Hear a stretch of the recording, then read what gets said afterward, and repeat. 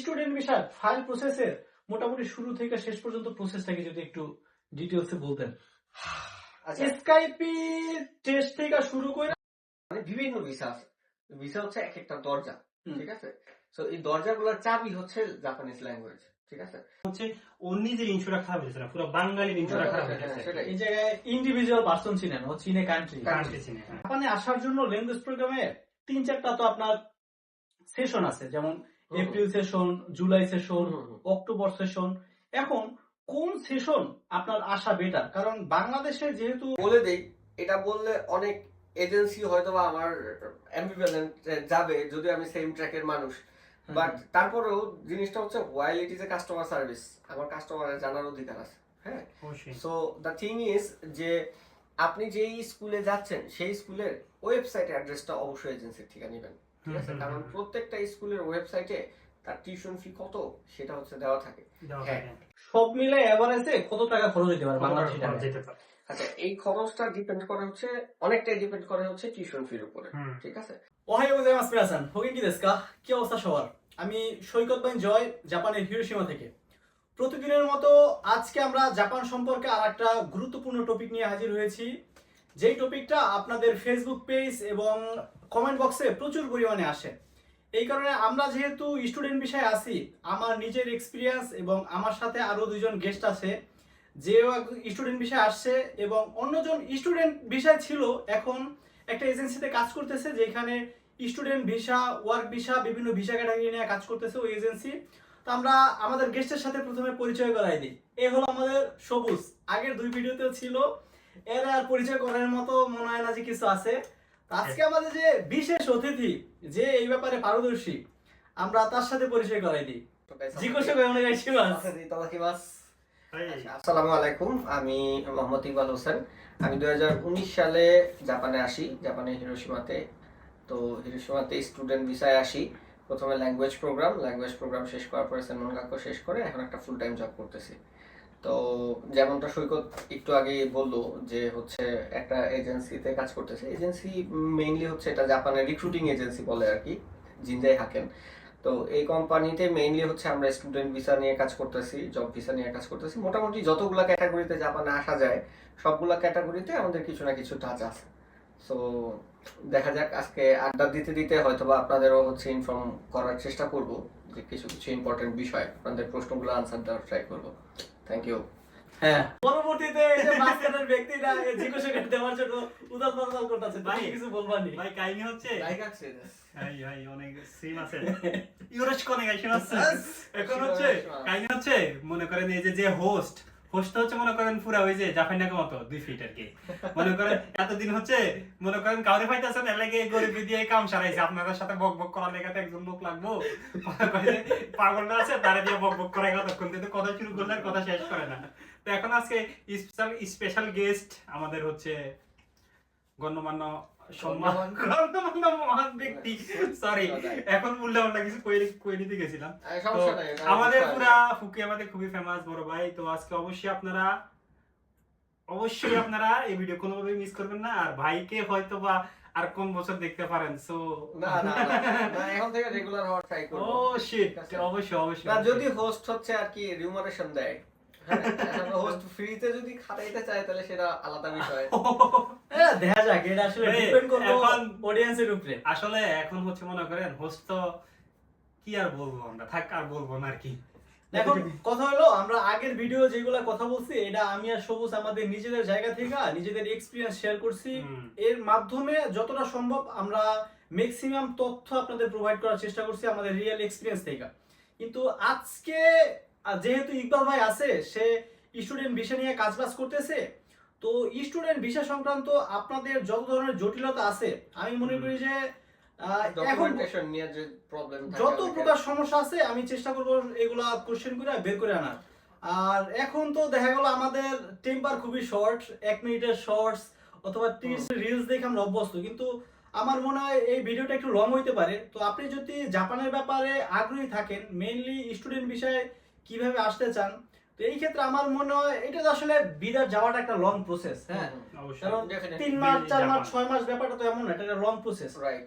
তো আমার মনে হয় আপনার প্রথম ইনভেস্টমেন্ট এখানে 1-1.5 ঘন্টা যে সময়টা লাগে, আপনি যদি সময়টা দেন, হুম। আপনার পরবর্তী পথ চলা এই ক্ষেত্রে আপনি অনেক Helpful বেনিফিটেড হবে। হবে বলে আমরা আশা করি। স্মুথ হবে। আসলে আমরা হয় কি যে আমরা যখন ফাইল প্রসেস করতে যাই তখন দেখি কি হঠাৎ করে হচ্ছে মনে হইলো যে হচ্ছে দেশে কোথাও কোনো কিছু হচ্ছে না, তো জাপানে চলে যাই, ঠিক আছে। তো হঠাৎ করেই মনে হয়, হঠাৎ করেই আসে। তা আসলে প্রথম প্রবলেমটা যেটা হয় যে জাপানে আসার জন্য যে কোনো ভিসাতেই হুম। লং টাইম যদি থাকার জন্য কেউ আসতে চায়, হুম। ল্যাঙ্গুয়েজটা জানা খুব দরকার। হ্যাঁ, অবশ্যই তো অবশ্যই must be। একদম জাপানে এয়ারপোর্ট থেকে নামার পর থেকে এভরিথিং সবকিছুতেই জাপানিজ কাইন্ড অফ এমন যে নিঃশ্বাসটাও জাপানিজের নেওয়া লাগতেছে। তো সেই ক্ষেত্রে জাপানিজ ল্যাঙ্গুয়েজটা অনেক বেশি ইম্পর্টেন্ট। তো যারা এরকম প্রিপারেশন না নিয়ে হঠাৎ করে স্টার্ট করে দেয়, তারা দেখা যায় কি যে ল্যাঙ্গুয়েজটাতেই এসে অনেক প্রবলেম ফেস করে, যে দূর এত ঝামেলা ল্যাঙ্গুয়েজ পড়তে। আর ভাই একটা নরমাল জিনিস কি, ঠিক আছে, আমরা বাঙালিরা কি করে মনে করেন এই যে মানে সুগো আকিরামের সুগো আকিরামের তো এটা তো আছে, তারা কি মনে করে সৌদি আরব অন্যান্য জায়গায় হ্যাঁ। নরমালি দেখেন এ- যে টাকা দিয়ে দিছি হ্যাঁ, অথবা অন্য এবার যে কোনো দেশের কথাই বলেন আপনি, স্টুডেন্ট ভিসা যারা যায় তারা তো স্টুডেন্ট ভিসার প্রসেসটা বুঝে, কিন্তু Right. নরমালি হচ্ছে যারা মনে করেন গ্রামে থাকে বা নরমালি হচ্ছে এরকম একটা পড়াশোনা করতেছে না, তারা কি করে সৌদি আরব বা অন্য যে কোনো দেশের, রোমানিয়ার কথা চিন্তা করেন, ইউরোপের কথা চিন্তা করেন, কি করে যে আরে টাকা লাগলে টাকা নে সব তুই করে দে। এই কারণে তো হচ্ছে দেশে হচ্ছে এত জাপানের এত ফেক এজেন্সি যেগুলো হচ্ছে একবারে মনে করেন টাকা এই নিয়ে, সুযোগটাই- এর আগেও কিন্তু এই কথাটা নিয়ে কথা বলছি। ফেক এজেন্সিগুলো এই সুযোগটাই নেয় যে আমি সব করে দিব, কোনো টেনশন নাই। এই সুযোগটা খুব বাংলাদেশের সাথে খুব ভালোভাবে এখন নিতে কথা পারে। হয়েছে কি যে এজেন্সি আপনার থেকে যখন একটা সার্ভিসের জন্য টাকা নিচ্ছে, হ্যাঁ, হুম। তো এজেন্সি নিজের কিন্তু একটা পোর্শন রেখে তারপরে আপনার হচ্ছে একটা কোটেশন দিচ্ছে, হ্যাঁ। যে যদি না হয় তাহলে আপনার এই টাকাটা আর আপনি ফেরত পাবেন না, ঠিক আছে। সো দেখা গেল কি তারা কিন্তু তাদের একটা পোর্শন রেখে তারপরে কাজ করতেছে, হ্যাঁ, কিন্তু লসটা আলটিমেটলি সময়, টাকা সবকিছু আপনার যাচ্ছে। গেল কিন্তু আপনার। সে হয়তো বা কাজটা পারলো না, আপনার বেশ কিছুদিন ঘুরাইলো, আপনি বললেন ঠিক আছে ভাই ফাইল উঠাই নিয়ে যাব, ঠিক আছে, ফাইল উঠাই নিয়ে গেলেন, কিন্তু আপনার তো সময়, টাকা সবগুলাই লস হলো, ঠিক আছে। তো এই জন্য আসলে প্রসেসটা ভালোভাবে জানাটা খুব বেশি ইম্পর্টেন্ট। আমরা তো লাস্টের আগের ভিডিওতে না কথা বলছিলাম এই ব্যাপারটা নিয়ে। তো আমি নরমালি আমরা যেটা বলছিলাম যে মনে করেন অনেক এজেন্সি আছে যে বলে যে টোটাল 12 লাখ 13 লাখ দিয়ে তোরে হচ্ছে আমি জাপানে নিয়ে যাবো, এখন হচ্ছে 6 লাখ, মানে ঢোকার আগে ও কিছু করার আগে 6 লাখ দিতে হবে। তো ডাইরেক্টলি এইসব যেসব এজেন্সি এইসব কথা বলে ডাইরেক্টলি ওইসব এজেন্সি অ্যাভয়েড করা হচ্ছে সব। কারণ এজেন্সি হচ্ছে একটা স্টেপ অনুযায়ী যায়, যেমন আপনি ভর্তি হলেন, ভর্তির জন্য 15,000 16,000 নিল, আপনার পড়াইলে এরপর হচ্ছে আপনার স্কেপ টেস্ট হয়, ওটার জন্য আবার হালকা 5,000 10,000 যায় না, এরপরে হচ্ছে যাইয়া মানে না, আমার কথা হচ্ছে ইয়ে করে প্রসেস নিয়ে যায়, তাই না? এজেন্সির মধ্যে ট্রান্সপারেন্সি থাকাটা অনেক বেশি দরকার। অবশ্যই। ট্রান্সপারেন্সি কি রকম যে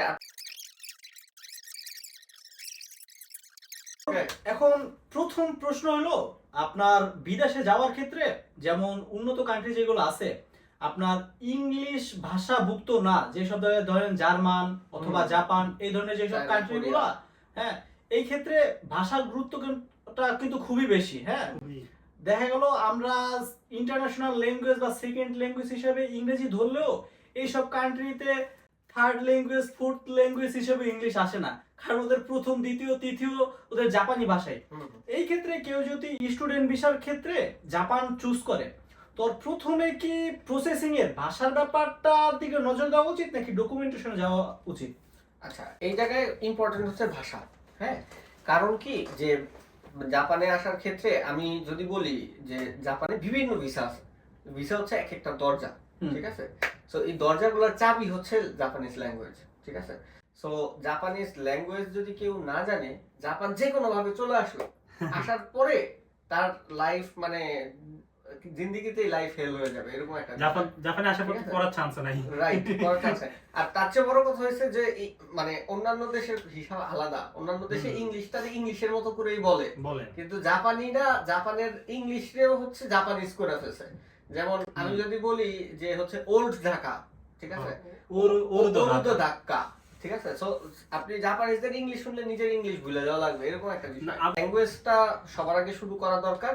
এন্ড যে যদি ভালো এজেন্সি হয়, এজেন্সি যদি টেক কেয়ার করে, ডেফিনেটলি দেখা যাবে কি যে তার ল্যাঙ্গুয়েজ লার্নিং এর সাথে সাথে তার হচ্ছে ডকুমেন্টেশনের বিষয়গুলোতে গাইড করা উচিত, ঠিক আছে, যে ভাইয়া তোমার এই এই ডকুমেন্টস গুলো লাগবে, তোমার ডকুমেন্টস এর কপিগুলো আমাকে দাও, আমি কপিগুলো চেক করে দেখি আইদার বিভিন্ন প্যারামিটার আছে, নামের বানান ঠিক আছে কিনা, ঠিক আছে, তারপরে হচ্ছে কোন জায়গায় এক্সপ্লেনেশন লাগবে কিনা, এই বিষয়গুলো তখন এজেন্সি চেক ব্যাক করে তখন হচ্ছে আবার ক্যান্ডিডেট যিনি উনাকে হচ্ছে যদি জানায়। এবং দেখা যাবে কি যে আমরা আরো অনেকটা প্রবলেম পাই, সেটা হচ্ছে যে ডকুমেন্টেশনটা যদি লাস্ট দিকে দেওয়া হয় সেক্ষেত্রে কি কোনো কারেকশন থাকলে সেটার জন্য পর্যাপ্ত সময় পাওয়া যায় না। তো অনেক ডকুমেন্ট হচ্ছে অনেক অ্যাপ্লিকেশন মিস হয়ে যায় কারণ ডকুমেন্টেশনের ভুলের কারণে। সো সেক্ষেত্রে যদি হচ্ছে ল্যাঙ্গুয়েজটা শেখার সাথে সাথে এনআইডির কারেকশন, সার্টিফিকেটের কারেকশন, হ্যাঁ, পাসপোর্টের কারেকশন, এই কারেকশনগুলো যদি প্যারালালি করা হয় তাহলে আমার মনে হয় খুব ভালো একটা তাহলে এই জায়গায় যে প্রবলেমটা আপনি যেটা বললেন যে মনে করেন টাইম হচ্ছে ইয়ে হয় না, এই জায়গায় প্রবলেমটা আপনি কি কোচিং থেকে দিবেন, মানে যে পার্সোনালি অ্যাপ্লাই করতে আছে তারে দিবেন, নাকি এটা এজেন্সির প্রবলেম মানে দোষ দিবেন? কারণ হচ্ছে ধরেন যদি এজেন্সি হচ্ছে কারোর নর্মালি কোনো একটা ছেলে যদি স্টুডেন্ট ভিসার জন্য অ্যাপ্লাই করে অবশ্যই ও চাইবে যে যত তাড়াতাড়ি অ্যাজ সুন অ্যাজ পসিবল জিনিসগুলো করার জন্য, কিন্তু দেখা গেল কোনো সময় এজেন্সি বলে যে হ্যাঁ সমস্যা নাই, সময় তো আছে, করতেছি। তো ওই ক্ষেত্রে আসলে জিনিসটা আপনি কিভাবে দেখেন? আমি জাস্ট এই জিনিসটা বলতে চাইতেছি, কারণ অবশ্যই এরকম এখন কথা হচ্ছে কি ভাই, নিজের গর্জ থাকা লাগবে, ঠিক আছে, কারণ আমি জাপানে যাব, হ্যাঁ, তো সেই ক্ষেত্রে গর্জটা তো প্রথমত আমার থাকতে হবে, ঠিক আছে। সো আবার এজেন্সিরও বিষয়গুলো কি যে এজেন্সি, যেমন আমি যদি আমার নিজের কথা বলি, সবার আগে হচ্ছে আমি যেটা বলি যে তুমি ল্যাঙ্গুয়েজ শুরু করো, ঠিক আছে, তোমার ডকুমেন্টস গুলো আমার দাও, ঠিক আছে, তোমার ডকুমেন্টস এর অরিজিনাল দিতে হবে না, তুমি আমার স্ক্যান কপি দাও, ঠিক আছে, বা ফটোকপি দাও। তো ফটোকপি দিলে ইন দ্য মিন টাইম যে স্টুডেন্ট আমার যদি টার্গেট থাকে এপ্রিলে অ্যাপ্লাই করবে, ঠিক আছে, তা এপ্রিলে অ্যাপ্লাই করলে আমি এই যে এখন যে সময়টা চলতেছে জুন জুলাই, ঠিক আছে, তো জুন জুলাই আমি ডকুমেন্টগুলো নিয়ে আমি স্ক্রিনিং করে ফেলবো, ঠিক আছে। সো মানে এটা তো আসলে যেহেতু আমি এজেন্সি, অন্য এজেন্সি সম্পর্কে ডিরেক্টলি আমি মানে অ্যাম্বিভ্যালেন্ট কথাবার্তা বলতে পারি না, ঠিক আছে, বাট দ্য থিং ইজ যদি আমরা বলি একটা আইডিয়াল এজেন্সির করণীয় কি, একটা আইডিয়াল এজেন্সির করণীয় হচ্ছে স্টুডেন্টের সাপোর্ট করা, ঠিক আছে। সো আমি নিজে দায়িত্ব নিয়ে সব কইরা দিব বইলা বইলা বইলা বইলা আমি অনেক লেট করাইলাম, শেষ পর্যন্ত জিকান মানিয়ে হলো না, মানে নির্দিষ্ট সময়ের মধ্যে আমি করতে পারলাম না। তো ওইটার থেকে বেটার হচ্ছে আমি স্টুডেন্টকে পুশ করি যে ভাইয়া তোমার এই ডকুমেন্টের প্রবলেম আছে, এমন সময়ের মধ্যে আমার এটা হচ্ছে ঠিক করে এনে দিবা, যেমনটা সাবির ভাই আমাদের করছিল। Right. So the thing is, so এই জায়গায় যদি আমি বলি, প্রথমত যেহেতু যে অ্যাপ্লিকেন্ট তার নিজের এই বিষয়ে সিরিয়াস থাকাটা সবচেয়ে বেশি ইম্পর্টেন্ট, কারণ লস হলে তার হবে, ঠিক আছে, এজেন্সি তার নির্দিষ্ট একটা পোর্শন কিন্তু এজেন্সি রেখে দেবে, ঠিক আছে। সো সেই ক্ষেত্রে এজেন্সি যদি স্লিপ করেও যে পার্সোনালি হচ্ছে অ্যাপ্লিকেন্টের উচিত নিজের ডকুমেন্টগুলোরে সবগুলো সিনক্রোনাইজ করা, ঠিক আছে। সো এই হচ্ছে বিষয়। আর এই ক্ষেত্রে হচ্ছে যে এজেন্সি ডেফিনেটলি হচ্ছে কোঅপারেটিভ থাকাটা খুব বেশি দরকার। এই যে আমরা ভাষা থেকে একটু অন্যদিকে বিস্তারিত চলে গেছিলাম, প্যারা না, কারণ কথা বলতে গেলে এদিক সেদিক যাইবো। এখন ল্যাঙ্গুয়েজ প্রোগ্রাম যেহেতু টার্গেট, হ্যাঁ, এটা এই ক্ষেত্রে আমরা অনেকেই এজেন্সি বলে যে 180 ঘন্টার ল্যাঙ্গুয়েজ তুমি যদি কমপ্লিট করো এটা তুমি যাইতে পারবা। আবার অনেক এজেন্সি আছে যারা বলে তুই হিরাগানা কাতাগানা কোনোভাবে শিখ, তোর ভিসা পাওয়ার দায়িত্ব আমার, এই ধরনের অনেক বয়ান টয়ান অনেকে দেয়। এখন আমার এক্সপিরিয়েন্স থেকে মনে হয় বাংলাদেশ থেকে ও যদি এনইচি কমপ্লিট করে দিতে পারে তাহলে তুই এনইচি কমপ্লিট করে আয়।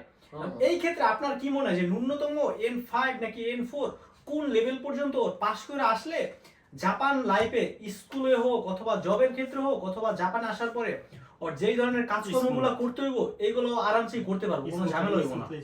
আচ্ছা, এই ক্ষেত্রে অনেক বড় ইম্পর্টেন্ট একটা ফ্যাক্টর হচ্ছে নট অনলি বুকিশ ল্যাঙ্গুয়েজ বা বুকিশ পড়াশোনা, ঠিক আছে। মানে নরমালি হচ্ছে জাপানিজ ইমিগ্রেশনের রুলস অনুযায়ী 180 ঘন্টা কেউ যদি জাপানিজ ল্যাঙ্গুয়েজ কমপ্লিট করা থাকে তাহলে সে জাপানের আসার জন্য, ল্যাঙ্গুয়েজ স্কুলে আসার জন্য, অ্যাপ্লিকেশন করার জন্য এলিজিবল। ল্যাঙ্গুয়েজের জন্য তার যে রিকোয়ারমেন্ট সেটা হচ্ছে 180 ঘন্টা সার্টিফিকেট করা। এখন টু বি ভেরি অনেস্ট, এজেন্সিগুলো যেটা করে, ঠিক আছে, হয়তো 5 লেসন 10 লেসন 5 লেসন 10 লেসন পর্যন্ত কেউ পড়ছে, বাট সার্টিফিকেট ক্রিয়েট করে দিতে, যেহেতু ইন হাউস সার্টিফিকেট, ঠিক আছে, এই সার্টিফিকেটটা হচ্ছে ইন হাউস, আমার কোনো গভর্নমেন্ট অথরিটির কাছে যাইতে হইতাছে না, আমার কোনো ইনস্টিটিউশনের থেকে অ্যাপ্লাই করে আনতে হইতাছে না, আমার স্টুডেন্ট আমি লেখা দিলাম 180 ঘন্টা আমি পড়ছি, পড়াইছি, ঠিক আছে। সো এজেন্সিগুলো তাই করে, হ্যাঁ। তো এখন কথা হয়েছে কি যে এই 180 ঘন্টা পড়লেও টু বি ভেরি অনেস্ট এটা হচ্ছে রিয়েলিটি যে জাপানি স্টুডেন্ট ভিসা আসাটা একটু একটু দিন দিন টাফ হইতেছে, এবং টাফ অবশ্যই। হওয়াটার বিষয় কি জাপান ইমিগ্রেশন আস্তে আস্তে ফিল্টার করতেছে, সেটা হচ্ছে ফিল্টার করা হইতেছে আর কি, যে আমি এলিজিবল স্টুডেন্ট এবং স্পেসিফিকলি যার ইন্টারেস্ট আছে তারই আমি আনবো, ঠিক আছে। সো দ্যাটস ওয়াই যেটা হচ্ছে যে সিওই রিজেকশন, এমবাসি রিজেকশনের একটা বড় ইস্যু হচ্ছে ল্যাঙ্গুয়েজ, ঠিক আছে। সো সেই ক্ষেত্রে দেখা গেল কি যে আমি দিলাম শুধু সার্টিফিকেট যে আমার স্টুডেন্ট 180 ঘন্টা পাস করছে, বাট যখনই তার হচ্ছে নার্ড বা জেএলপিটি বাংলাদেশ থেকে, এই দুইটা হচ্ছে সবচেয়ে বেশি অ্যাপ্রুভড আর কি ল্যাঙ্গুয়েজ প্রোগ্রামের জন্য। জেপিটি, তারপরে আরো বেশ কয়েকটা এক্সাম আছে, জেএলসিটি, হ্যাঁ, এইগুলো অ্যাপ্রুভ করে, বাট নার্ড জেএলপিটির প্রায়োরিটি সবচেয়ে বেশি। তো সেই ক্ষেত্রে হচ্ছে নার্ড জেএলপিটি যদি না থাকা কোনো স্টুডেন্টের ফাইল আমি সাবমিট করি, সেই ক্ষেত্রে যে অ্যাপ্লিকেশনটা একটু হালকা হয়ে গেল, ঠিক আছে। হয় না যে আমি ডকুমেন্টেশন যখন করলাম সেই ডকুমেন্টেশনটা কতটুকু ডকুমেন্টেশন আমার প্রপার হইলো, ঠিক আছে। সো যখনই তার ল্যাঙ্গুয়েজ সার্টিফিকেট কোনো মানে ল্যাঙ্গুয়েজ পরীক্ষা নেয় এরকম কোনো অথরিটির কাছ থেকে আসলো না, আমি আমার এজেন্সির 180 ঘন্টা সার্টিফিকেট দিয়ে দিলাম, এই জিনিসটা ডেফিনেটলি তখন অ্যাপ্লিকেশনটার উপর একটা ইফেক্ট ফেলায়, ঠিক আছে। ইন দ্যাট টাইম হয় কি অন্য ডকুমেন্ট গুলাতে ফোকাসটা বেশি চলে যায়, তার বাকি ডকুমেন্টস গুলা ঠিক আছে কিনা, বা ল্যাঙ্গুয়েজ চেক করার জন্য যে স্টুডেন্টটা আসলেই 180 ঘন্টা পড়ছে কিনা বা আসলেই সে ল্যাঙ্গুয়েজে দক্ষ কিনা, এটার জন্য ইমিগ্রেশন থেকে কল করতে পারে, ঠিক আছে। ইমিগ্রেশন থেকে যদি স্টুডেন্টের কাছে কল করে তাহলে ডেফিনেটলি প্রথমে মানে বাংলায় কথা বলে বা ইংলিশে কথা বলে যে আর ইউ দ্য অ্যাপ্লিক্যান্টের নাম, হ্যাঁ, বলার পরে ডু ইউ স্পিক জাপানিজ, এইভাবে বলেই তারপরে সে জাপানিজে কথা বলা শুরু করে। ইউজুয়ালি জিকো শোকাই, যে স্কুলে অ্যাপ্লাই করছো সেই স্কুলের নাম জানো কিনা, কোন সেশনের জন্য অ্যাপ্লাই করছো, স্পন্সর কে, ঠিক আছে, এই প্রশ্নগুলো তখন চলে আসে। হ্যাঁ, সো সেই ক্ষেত্রে প্রথমত হচ্ছে যে ল্যাঙ্গুয়েজ 180 ঘন্টা শিখলো। আচ্ছা, সৈকতের আরেকটা প্রশ্ন ছিল যে জাপানে আসার জন্য কতটুকু পড়া উচিত। জাপানে আসার জন্য N5 পর্যন্ত পড়লেই এনাফ, বাট এটা জাপানে শুধু আসার জন্য, কিন্তু আসার পরে জাপানের সেইকাৎসু, জাপানের সেইকাৎসু মানে জাপানের লাইফ লিড করার জন্য, এন্ড জাপানে পার্ট টাইম জব করার জন্য, স্কুলের কমিউনিকেশন ঠিক রাখার জন্য, হ্যাঁ, এই সব কিছুর জন্য আউট অফ বক্স একটু চিন্তা করা দরকার। যেমন আমার ডেইলি লাইফে যেই জাপানিজ গুলা লাগে হয়তো বইয়ে সেগুলা নাই, ঠিক আছে, হয়তো লেসনের গ্রামারের মধ্যে সেগুলা নাই, বাট এইগুলা একটু খুঁজে খুঁজে প্র্যাকটিস করা। ভাই এখন তো আসলে দুনিয়া অনেক ইজি, আমরা ইউটিউবে রিলস দেখে দেখে সারাদিন কাটাই দিতেছি, ঠিক আছে, ইউটিউব ফেসবুকে, বাট এই সময়টায় আমরা যদি একটু খুঁজি যে জাপানে একটা বাইতো করার জন্য কি কি কথাবার্তা বলতে হয়। যেমন জাপানে একটা প্রবলেম, খুবই মেজর প্রবলেম এখন, যে হচ্ছে আরুবাইতো পাওয়া যাইতেছে না, পার্ট টাইম জব পাওয়া যাইতেছে না, 2 মাস 3 মাস বসে থাকে। হ্যাঁ, অনেকেই আসার পরে 2-3 মাস বসে থাকতেছে। আচ্ছা, এখন টুইস্ট হচ্ছে যে ওয়াই সে আসার পর জব পাইতেছে না কিন্তু 2-3 মাস পর পাইতেছে। একই প্রসেসে কিন্তু সে টাউন ওয়ার্ক বা এগুলা থেকে অ্যাপ্লাই করতেছে, ইফ গাক্কো শোকাই না করে দেয়। কারণটা হচ্ছে সে যখন জাপানিজ এনভায়রনমেন্টে 2-3 মাস থাকতেছে তখন সে আশেপাশে সব জাপানিজ শুনতেছে, ঠিক আছে। তো আশেপাশে সব জাপানিজ শোনার কারণে সে কিছু কিছু জিনিস কোপ আপ করতেছে যে কিভাবে মানুষের সাথে কমিউনিকেট করতে হয়। এই জন্য দেখা যায় কি যে 2-3 মাস পরে যে সে যখন কোপ আপ করতেছে তখন সে হচ্ছে পারতেছে। বাট হোয়াই নট যে আমি যখন সিওই এর অ্যাপ্লাই করলাম, আমি যখন সিওই এর অ্যাপ্লাই করলাম, ইন দ্যাট মোমেন্ট আমি হচ্ছে একটা আমার মাথায় তো চিন্তা ভাবনা আছে সিওই আসবে কি আসবে না সেটা পরের বিষয়, কিন্তু আমার তো মাথায় চিন্তা ভাবনা আছে যে আমি জাপানে যাব। আমি জাপানে যেহেতু যাব চিন্তা করতেছি, হোয়াই নট এরকম একটা এনভায়রনমেন্ট আমি আমার আশেপাশে ক্রিয়েট করি। কিভাবে ক্রিয়েট করব? ইউটিউব থেকে, ঠিক আছে। ইউটিউব থেকে আমি এরকম ভিডিও নামাই যে জাপানিজ ডেইলি লাইফ কমিউনিকেশনটা কি হয়, আমি কোম্পানিতে যাই একটা জিনিস কিনবো তখন আমি কি বলে কমিউনিকেট করব, ঠিক আছে। সো এই জিনিসগুলো একটু আউট অফ বক্স, পড়াশোনার বাইরেও একটু যদি আমরা থিঙ্ক করি তাহলে আমার মনে হয়, বা সবারই যারা জাপানে আসতে চায় তাদের দেখা যায় কি যে বড় ভাই বা সিনিয়ররা অবশ্যই জাপানে আছে, ফ্রেন্ডরা জাপানে আছে, তাদের কাছ থেকে মাঝে মাঝে জানা যে আচ্ছা তুই কোম্পানিতে যায় যখন একটা জিনিস কিনতেছস তখন রেজিতে যায় তুই কি বলিস, ঠিক আছে। সো ওই জিনিসগুলো যদি হচ্ছে নিজের মধ্যে অ্যাডাপ্ট করা যায়, ঠিক আছে, ওইটা আমার মনে হয় খুব হেল্পফুল হয়। আমি যদি মেনশন করি, আমাদের এখানে একটা মেয়ে ছিল, ও আসার পরে কোম্পানিতে জব করছে, ও কিন্তু একই ভাবে হচ্ছে N5 কমপ্লিট করে আসছে। N5 এ হয়তো 135 বা এরকম মার্কস ছিল, ঠিক আছে, জেএলপিটি তে। তো ও কিন্তু আসার পর থেকে কোম্পানিতে জব করছে। তা আমি এই আইডিয়াটা আমার আসছে হচ্ছে ওর কাছ থেকে। আমি বলছি যে তুই আইসা এই কোম্পানিতে জব কেউ শোকাই করে নাই কেমনি, হ্যাঁ। ঠিক আছে, তখন ও আমাকে বললো যে ভাই আমি আসলে যখন হচ্ছে সিও এর জন্য অ্যাপ্লাই করি, তো তারপরে 3 মাস আমার ফ্রি সময়, কারণ আমি যখন সিও এর জন্য অ্যাপ্লাই করছি তার আগে আমার জেএলপিটি উঠে গেছিল, সো আমার 3 মাস ফ্রি সময়, N5 এর বই নিছি কিন্তু আসলে পড়া হয় নাই। কিন্তু কথা হচ্ছে কি, তখন আমি আসলে কমিউনিকেটিভ জাপানিজটা হচ্ছে শেখার ট্রাই করতাম, যে কিভাবে যায় আমি কমিউনিকেট করবো, একিতে যাব, স্টেশনে যায় আমি আরেকটা স্টেশনে যাব, কিভাবে হচ্ছে আমি টিকিট কাটবো, এই জিনিসগুলো আমি একদম ছোট ছোট জিনিসগুলা সার্চ করতাম। তো সার্চ করে করে তখন দেখা গেছে কি অনেক কিছু আমি শিখছি এইভাবে। তো মানে ওই জিনিসটা আমার খুব ইয়ে করছে আর কি, ইফেক্ট করছে যে ইয়েস ইটস ইফেক্টিভ, এটা যদি হচ্ছে ইমপ্লিমেন্ট করা যায় তাহলে আই গেস যে ভালো কিছু, মানে জাপানে আসার পরে হচ্ছে তার লাইফটা অনেক ইজি হয়। তাহলে মূল ব্যাপার হলো ওর ডকুমেন্ট প্রসেসের জন্য 180 ঘন্টার সার্টিফিকেট দরকার, এটা বলা থাকলেও পরবর্তীতে ওইখানে আইসা যাতে জব হোক বা পরবর্তী জিনিসগুলো স্মুথ ভাবে করতে পারে, এই ক্ষেত্রে ও 180 ঘন্টা কমপ্লিট করার পরে ওর যদি সময় থাকে, অবশ্যই 3 মাস তো আছেই, এরপরও যদি যে কোনো কারণে সৃষ্টিকর্তা না করুক, সময় যদি বেশি লাগে আর বাড়তি করে N4 দরকার হলে N3 যদি সম্ভব হয়, মানে যতটা ম্যাক্সিমাম সম্ভব ও বাংলাদেশ থেকে পড়ে আসুক, যেটা এখানে এসে হলে হিউজ পরিমাণে বেনিফিট দিবে ব্যাপারটা এটা। অবশ্যই। সবুজ, তাহলে তুমি যখন জাপানে আসছিলা, তুমি ল্যাঙ্গুয়েজ লেভেল কি নিয়ে আসছিলা? ল্যাঙ্গুয়েজ লেভেল তো N5 নিয়ে আসলাম নরমালি। নরমালি তাহলে হচ্ছে অ্যাপ্লাই করার আগে তো মনে করেন ইয়ার করার আগে সিই আসার আগে তো N5 পাস কইরা ইয়ে কইরা সবকিছুই হয়ে গেছিল।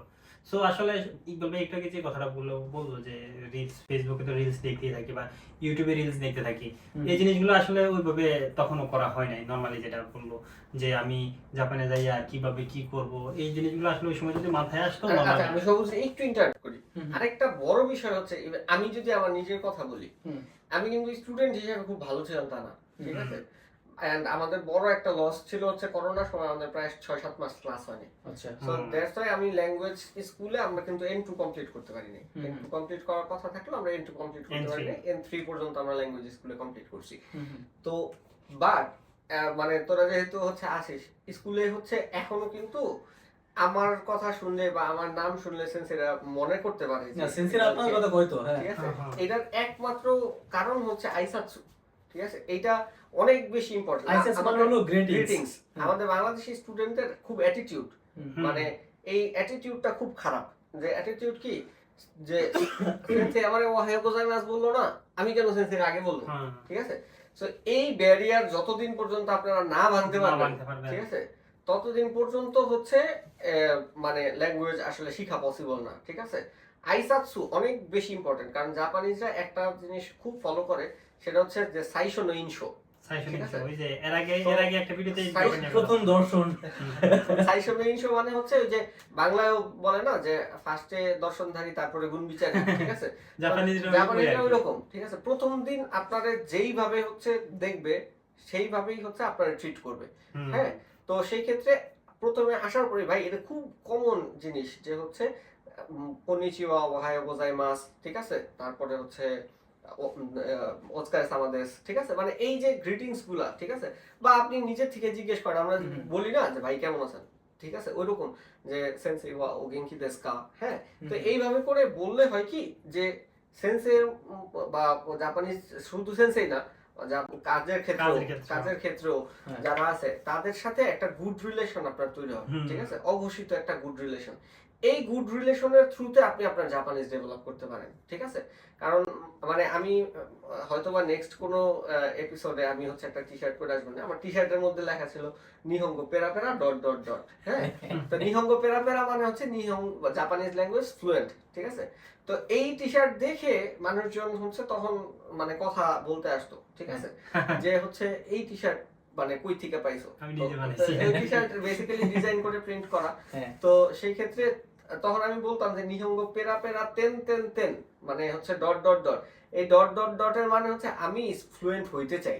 তা আমি যে ফ্লুয়েন্ট হইতে চাই, সো এই জন্য আমি এই টি শার্ট বানাইছি। আমার কনসেপ্টটা হচ্ছে যে এটা দেখে যে তুমি কথা বলতে আসছো, তোমার সাথে আমি কথা develop বললে করতেছি। আমি আমার fluency বাড়াইতেছি, ঠিক আছে? তো গুড আইডিয়া, গুড আইডিয়া। এখন কথা হচ্ছে, এই কথাটা আমি বলার উদ্দেশ্য হচ্ছে যে আপনি কিভাবে ল্যাঙ্গুয়েজটা ডেভেলপ করবেন, ওই প্রসেসটা আপনার মানে চিন্তা করতে হবে। যখনই প্রসেসটা আপনি ইমপ্লিমেন্ট করা শুরু করবেন তখনই আপনার ল্যাঙ্গুয়েজ ডেভেলপ হবে। মানে এখন আর- হচ্ছে আর এটার জন্য আমি কিন্তু আমার টি-শার্টের মার্কেটিং করতেছি না। তো যাই হোক, এখন কথা হয়েছে কি যে এটা হচ্ছে বিষয় যে নিজের জড়তা, প্রথম কথা যে আমার লজ্জা লাগে কথা বলতে, আর দ্বিতীয় কথা হচ্ছে আমি কেন কথা বলবো, Attitude. অ্যাটিটিউড, ঠিক আছে? সো এই দুইটা জিনিস রিমুভ করতে পারলে জাপানিজ ল্যাঙ্গুয়েজ শেখা এই যে অ্যাটিটিউড নিয়ে আমার একটা মানে সমস্যা আছে, কারণ বাংলাদেশে বৈশা আমাদের অধিকাংশ লোকের মানে একটা ইগো কাজ করে যে আমার মামা অমুক, আমার বাপ চাচারা অমুক তমুক, আরে আমি অমুক দল করি, অমুক করি, তমুক করি, কারোর তো গোনার সময় নেই। কিন্তু জাপানের মতো একটা উন্নত কান্ট্রিতে আপনি যখন বলবেন আছে তো বাংলাদেশীয় কারাকি মাস্তা, মানে হলো আমি বাংলাদেশ থেকে আসছি, আপনি মোটামুটি ধরে নেন 95% জাপানিসে ও বাংলাদেশ চিনেই না। এর মধ্যে 2% 1% চিনে, আর 2-3% আছে ও হলো ফুরিও শুরু, এমন একটা ভাব করে আমি চিনি কিন্তু আসলে ও জানে না। ব্যাপার হলো তোমার দেশ, হ্যাঁ, ইন্ডিয়ার হচ্ছে একটা প্রদেশ, হ্যাঁ, এরকম মনে ইন্ডিয়া করে। বললে তখন চিনে। এখন মূল ব্যাপার হলো বেটা ও তোর দেশেই চিনে না, হুম। তোরে গণার সময় আছে। আর জাপানের মতো একটা ব্যস্ত কান্ট্রিতে না না, আর সবচেয়ে বড় কথা হচ্ছে আমরা ওটা বাদ দিই, কোম্পানির সাচো যখন মানে কোম্পানিতে তো জব করছ, হ্যাঁ। সাচো বাইরে ঝাড়ু দেয় না? হ্যাঁ দেয়, অবশ্যই। টয়লেট পর্যন্ত ক্লিন করে, করে না? কোনো প্যারা নাই। সো সেই ক্ষেত্রে যেই জায়গায় কোম্পানির সাচো মানে হচ্ছে ওনার, ঠিক আছে, ওনার আইসা যখন হচ্ছে সে ইয়ে করতেছে, এই কি বলে, বাইরে পরিষ্কার করতেছে, ঝাড়ু দিতেছে কোম্পানিতে, টয়লেট ক্লিন করতেছে, ফ্লোর ক্লিন করতেছে, ঠিক আছে? সো সেই জায়গায় আমি ভাই কোন খ্যাতের টুট মুলি। টুট ঠিক আছে? যে হচ্ছে আমি অ্যাটিটিউড দেখাবো, ঠিক আমরা আছে? হচ্ছে নরমালি যেটা মনে করি। সো সেই ক্ষেত্রে অ্যাটিটিউড দেখানোর কোনো জায়গা নাই। আর আরেকটা বিষয়, আমরা তো সবাই জানি যারা আমরা জাপানে থাকি যে জাপানে কোনো পিয়ন নাই, হ্যাঁ, সবাই যার যার দেশ, যে সে পড়াশোনা করবে। কোম্পানিতে যাওয়ার নিয়ম হচ্ছে যদি 9টার থেকে জব থাকে 8:45-এ ঢুকতে হবে, 8:45-এ ঢুকে প্রথমে 10 মিনিট সৌজি, হুম। ঠিক আছে, মানে ক্লিনিং, পরিষ্কার, হ্যাঁ। নিজের ডেস্ক, ঠিক আছে, কমন আমরা যে জায়গাগুলো ইউজ করি, যেমন আমি আগে যে কোম্পানিতে জব করতাম, চোরে। হ্যাঁ আগে যে কোম্পানিতে জব করতাম, হ্যাঁ চোরেই, আগে যে কোম্পানিতে জব করতাম ওইখানে দেখা যেত কি যে আমরা কমনলি যেই জায়গাগুলো ইউজ করি, বেসিং ছিল, কিচেন ছিল, ওয়াশরুম ছিল, ঠিক আছে? সো শুধুমাত্র লেডিস ওয়াশরুমটা লেডিসরা ক্লিন করতো, আর বাকি যে কমন জায়গাগুলো এক এক দিন এক একজন ক্লিন করতো বাই রোটেশন, ঠিক আছে? যে আজকে আমি কিচেন ক্লিন করব, কালকে আবার হচ্ছে মেল টয়লেট ইয়া করব, পরের দিন হচ্ছে আমি বেসিন ক্লিন করব, পরের দিন আমি ইউকা মানে কি বলে ফ্লোর হচ্ছে সবজি করব। এইরকম বাই রোটেশন হচ্ছে আমরা একটা রুটিন বানিয়ে নিয়েছিলাম, যে যারা হচ্ছে আমরা কোম্পানির যুগইন আছি সবাই এরকম রুটিনে আমরা ফলো করতাম, এবং যে যেটা করছি সেটা হচ্ছে সাইন দিয়ে দিতাম, মার্ক করে ফেলতাম যে হ্যাঁ আমি আমার কাজটা করছি। সো বিষয়টা হচ্ছে এরকম যে এই জায়গায় জাপানিজরা প্রসপারিটির ওদের মানে মূল মন্ত্র যেটা আমি বলি সেটা হচ্ছে যে নিজের কাজ নিজে করা, এবং হচ্ছে কোনো কাজকে ছোট না করে দেখা, ঠিক আছে? অ্যাটিটিউডের জায়গায় নেই, অ্যাটিটিউডের জায়গা নেই আমাদের মধ্যে, যেটা হচ্ছে অনেক সবচেয়ে বড় প্রবলেম ইগো। হ্যাঁ, বাঙালিরা আসলে ওরকম একটা সমাজে বড় হয় নরমালি। দেখেন বাংলাদেশের কথা যদি সেটা ঠিক বলি, আছে, কিন্তু টাকাওয়ালার একটা অ্যাটিটিউড থাকে, কম টাকা মানে মিডল ক্লাস, এরপরে হচ্ছে লো কোয়ালিটি যারা মনে করেন তাদের মানে খুবই ওই জিনিসটা বাংলাদেশে খুবই মানে ইয়েভাবে থাকে, তো যার এখন কথা কারণে হচ্ছে যে আমি যখন একটা উন্নত দেশে আসলাম, বাংলাদেশে হচ্ছে আমরা যেখানে সেখানে ময়লা ফেলাইছি, ঠিক আছে? তো এইখানে যখন আপনি আসবেন, আপনি আসার পরে একটা চিপস খাইলেন, একটা আইসক্রিম খাইলেন, আইসক্রিমের প্যাকেটটা, চিপসের প্যাকেটটা রাস্তায় ফালাবেন, যখন আপনি ফালাইলে কেউ কিছু বলবে না, কিন্তু দেখা যাবে কি যে আশেপাশে যে মানুষগুলো আছে তারা যেভাবে তাকাবে, মনে হবে কি যে মানে চোখ দিয়ে হচ্ছে আপনার গুলি করতেছে। তো ওই দৃষ্টিটা তখন হচ্ছে কি নেওয়া যায় না যদি আপনি আশেপাশে দেখেন। তো তখন করেন কি যে আপনি কিন্তু ঠিকই গমিটা সাথে করে নিয়ে পরে হচ্ছে যে ভাই এখন গমি ফালানো এই লাগবে জিনিসটা ওইখানে আসলে ফালাইতেছে। আমি এখানে সো কথা হচ্ছে জসমিন দেশে যদাচার, ঠিক আছে? যেই দেশ ওই দেশের ওই কালচারটা ফলো করতে আমি একটা আপনার এখানে একটু ইয়া করি। ধরেন আমরা যারা আর কি নরমালি, আমরা তো মনে করেন যারা আছি মানে নরমাল আর কি, আমরা একটু normal general public, general public, আমজনতা নরমাল, আমার কাছে কিন্তু জিনিসটা খুবই খারাপ লাগে। আমি এরকম বহুত বাঙালি দেখছি, অনেক লোক দেখছি যারা হচ্ছে খানকে নাই, এই নাই সেই নাই, ফালাই আচ্ছা কিন্তু গালি দেয় না, মানে হচ্ছে আই ডোন্ট কেয়ার, খানকে নাই ফালাই দিছি, আমি ইয়ে করতেছি সে করতেছি ফালাই দিতেছি মানুষ। আমরা তো আমরা ফালাই নিয়েছি তা না, মাঝে মধ্যে যদিও ফালাই, কি করে আশেপাশে 6 বার দেখি যে কেউ আছে কিনা, কেউ দেখতেছে কিনা, কোনো ক্যামেরা আছে কিনা। আশেপাশে আমি জানি যে আশেপাশে অনেক দূর পর্যন্ত বমি বাক্য নাই, হ্যাঁ ঠিক আছে, এখন আমি এটা সাথে করে নিয়ে যাওয়াটাও হচ্ছে আমার জন্য একটু মুড়ি। আর এমন জায়গায় ফালাই যেখানে হচ্ছে মনে হয় যে সকালবেলা কেউ আইসা হচ্ছে ক্লিন করবে, ক্লিন করার লোক টোক থাকে। মানে ও যেটা বলছে এটা সত্য কথা বলতেছে, কিন্তু আপনি চেষ্টা করবেন যাতে যদি এ না ফালায় একটা ছোট একটা পলিথিন ব্যাগের মধ্যে রাখলেন বা পকেটের মধ্যে ভরে রাখলেন, ছোট জাপানিজরা যেরকম জায়গা রাখে মতো আর কি। ফালায়েন। কারণ এখন যে- ভিউয়ারদের সাথে মিথ্যা কথা বলে তো লাভ নেই, যেটা আমরা হ্যাঁ, নরমালি অনেক বাঙালি আছে, কিন্তু ভাই সত্যি আমি যেটা বলতেছিলাম যে অনেক বাঙালি আছে যেগুলো হচ্ছে মানে জাপানিজদের সামনে পালাই দিতে আছে, এই করতে আছে সেই করতে আছে, মানে খুবই, যার কারণে হচ্ছে ওর নিজের ইনশোরা খারাপ হয়েছে না, পুরো বাঙালির ইনশোরা খারাপ হয়েছে। সেটাই। এই জায়গায় ইন্ডিভিজুয়াল পারসন চিনেন, ও চিনে কান্ট্রি। কান্ট্রি চিনে, হ্যাঁ। আর মানে এই যে আমাদের বাইতো শর্টেজের এটাও একটা বড় কারণ। কারণ দেখা যায় কি যে আগে যারা করছে তারা বাইতোতে যে মানে করছে কি যে ভালো বেটার একটা জব পাইছে, আগের জবটা হচ্ছে কোনো কিছু না বলে ছেড়ে দিছে, ঠিক আছে, আজকে হচ্ছে পার্টি হবে, ঠিক আছে, ফ্রেন্ডরা মিলে পার্টি করবে, আজকে কোনো কিছু না বলে ইয়াসমি দিয়ে দিছে, ঠিক আছে। তো এই কারণগুলোর কারণে দেখা যায় কি যে যারা হচ্ছে বাইতো দেয় তারা হচ্ছে কি যে মানে এবং জাপানিজদের মধ্যে এই জিনিসটা অনেক বেশি যে একটা দেশের কালচার, যেমন জাপানিজরা মানে এটা মনে করার একটা স্পেসিফিক কারণ আছে। কারণ হচ্ছে জাপানিজরা দেখা যায় কি যে ওদের যেই কালচারটা আছে সেই কালচারটা সবাই ফলো করে, ঠিক আছে, সবাই সেম কালচার ফলো করে। তো ওদের মধ্যে কিন্তু ওই ধারণাটাই আছে যে এটা ওই দেশের কালচার, সো ওই দেশে সবাই এটা ফলো করে, ঠিক আছে। সো দেখা যায় কি যে এই জন্য একজন বাঙালি যদি কোনো একটা জায়গা থেকে মানে খারাপ কোনো কিছু কইরা আসলো, ঠিক আছে, তখন এটার ইফেক্ট বাকি সব বাঙালিদের উপর পড়ে, ঠিক আছে। যে কিছুদিন আগে ইয়েতে একটা কাহিনী হলো না, যে ট্রেন থেকে এক বুড়ার 60 না 70 বছরের বুড়ার পকেট থেকে কত 60,000 ইয়েন, 60,000 ইয়েন হচ্ছে চুরি করছে। তো এটা হচ্ছে পরবর্তীতে ধরা গেছে।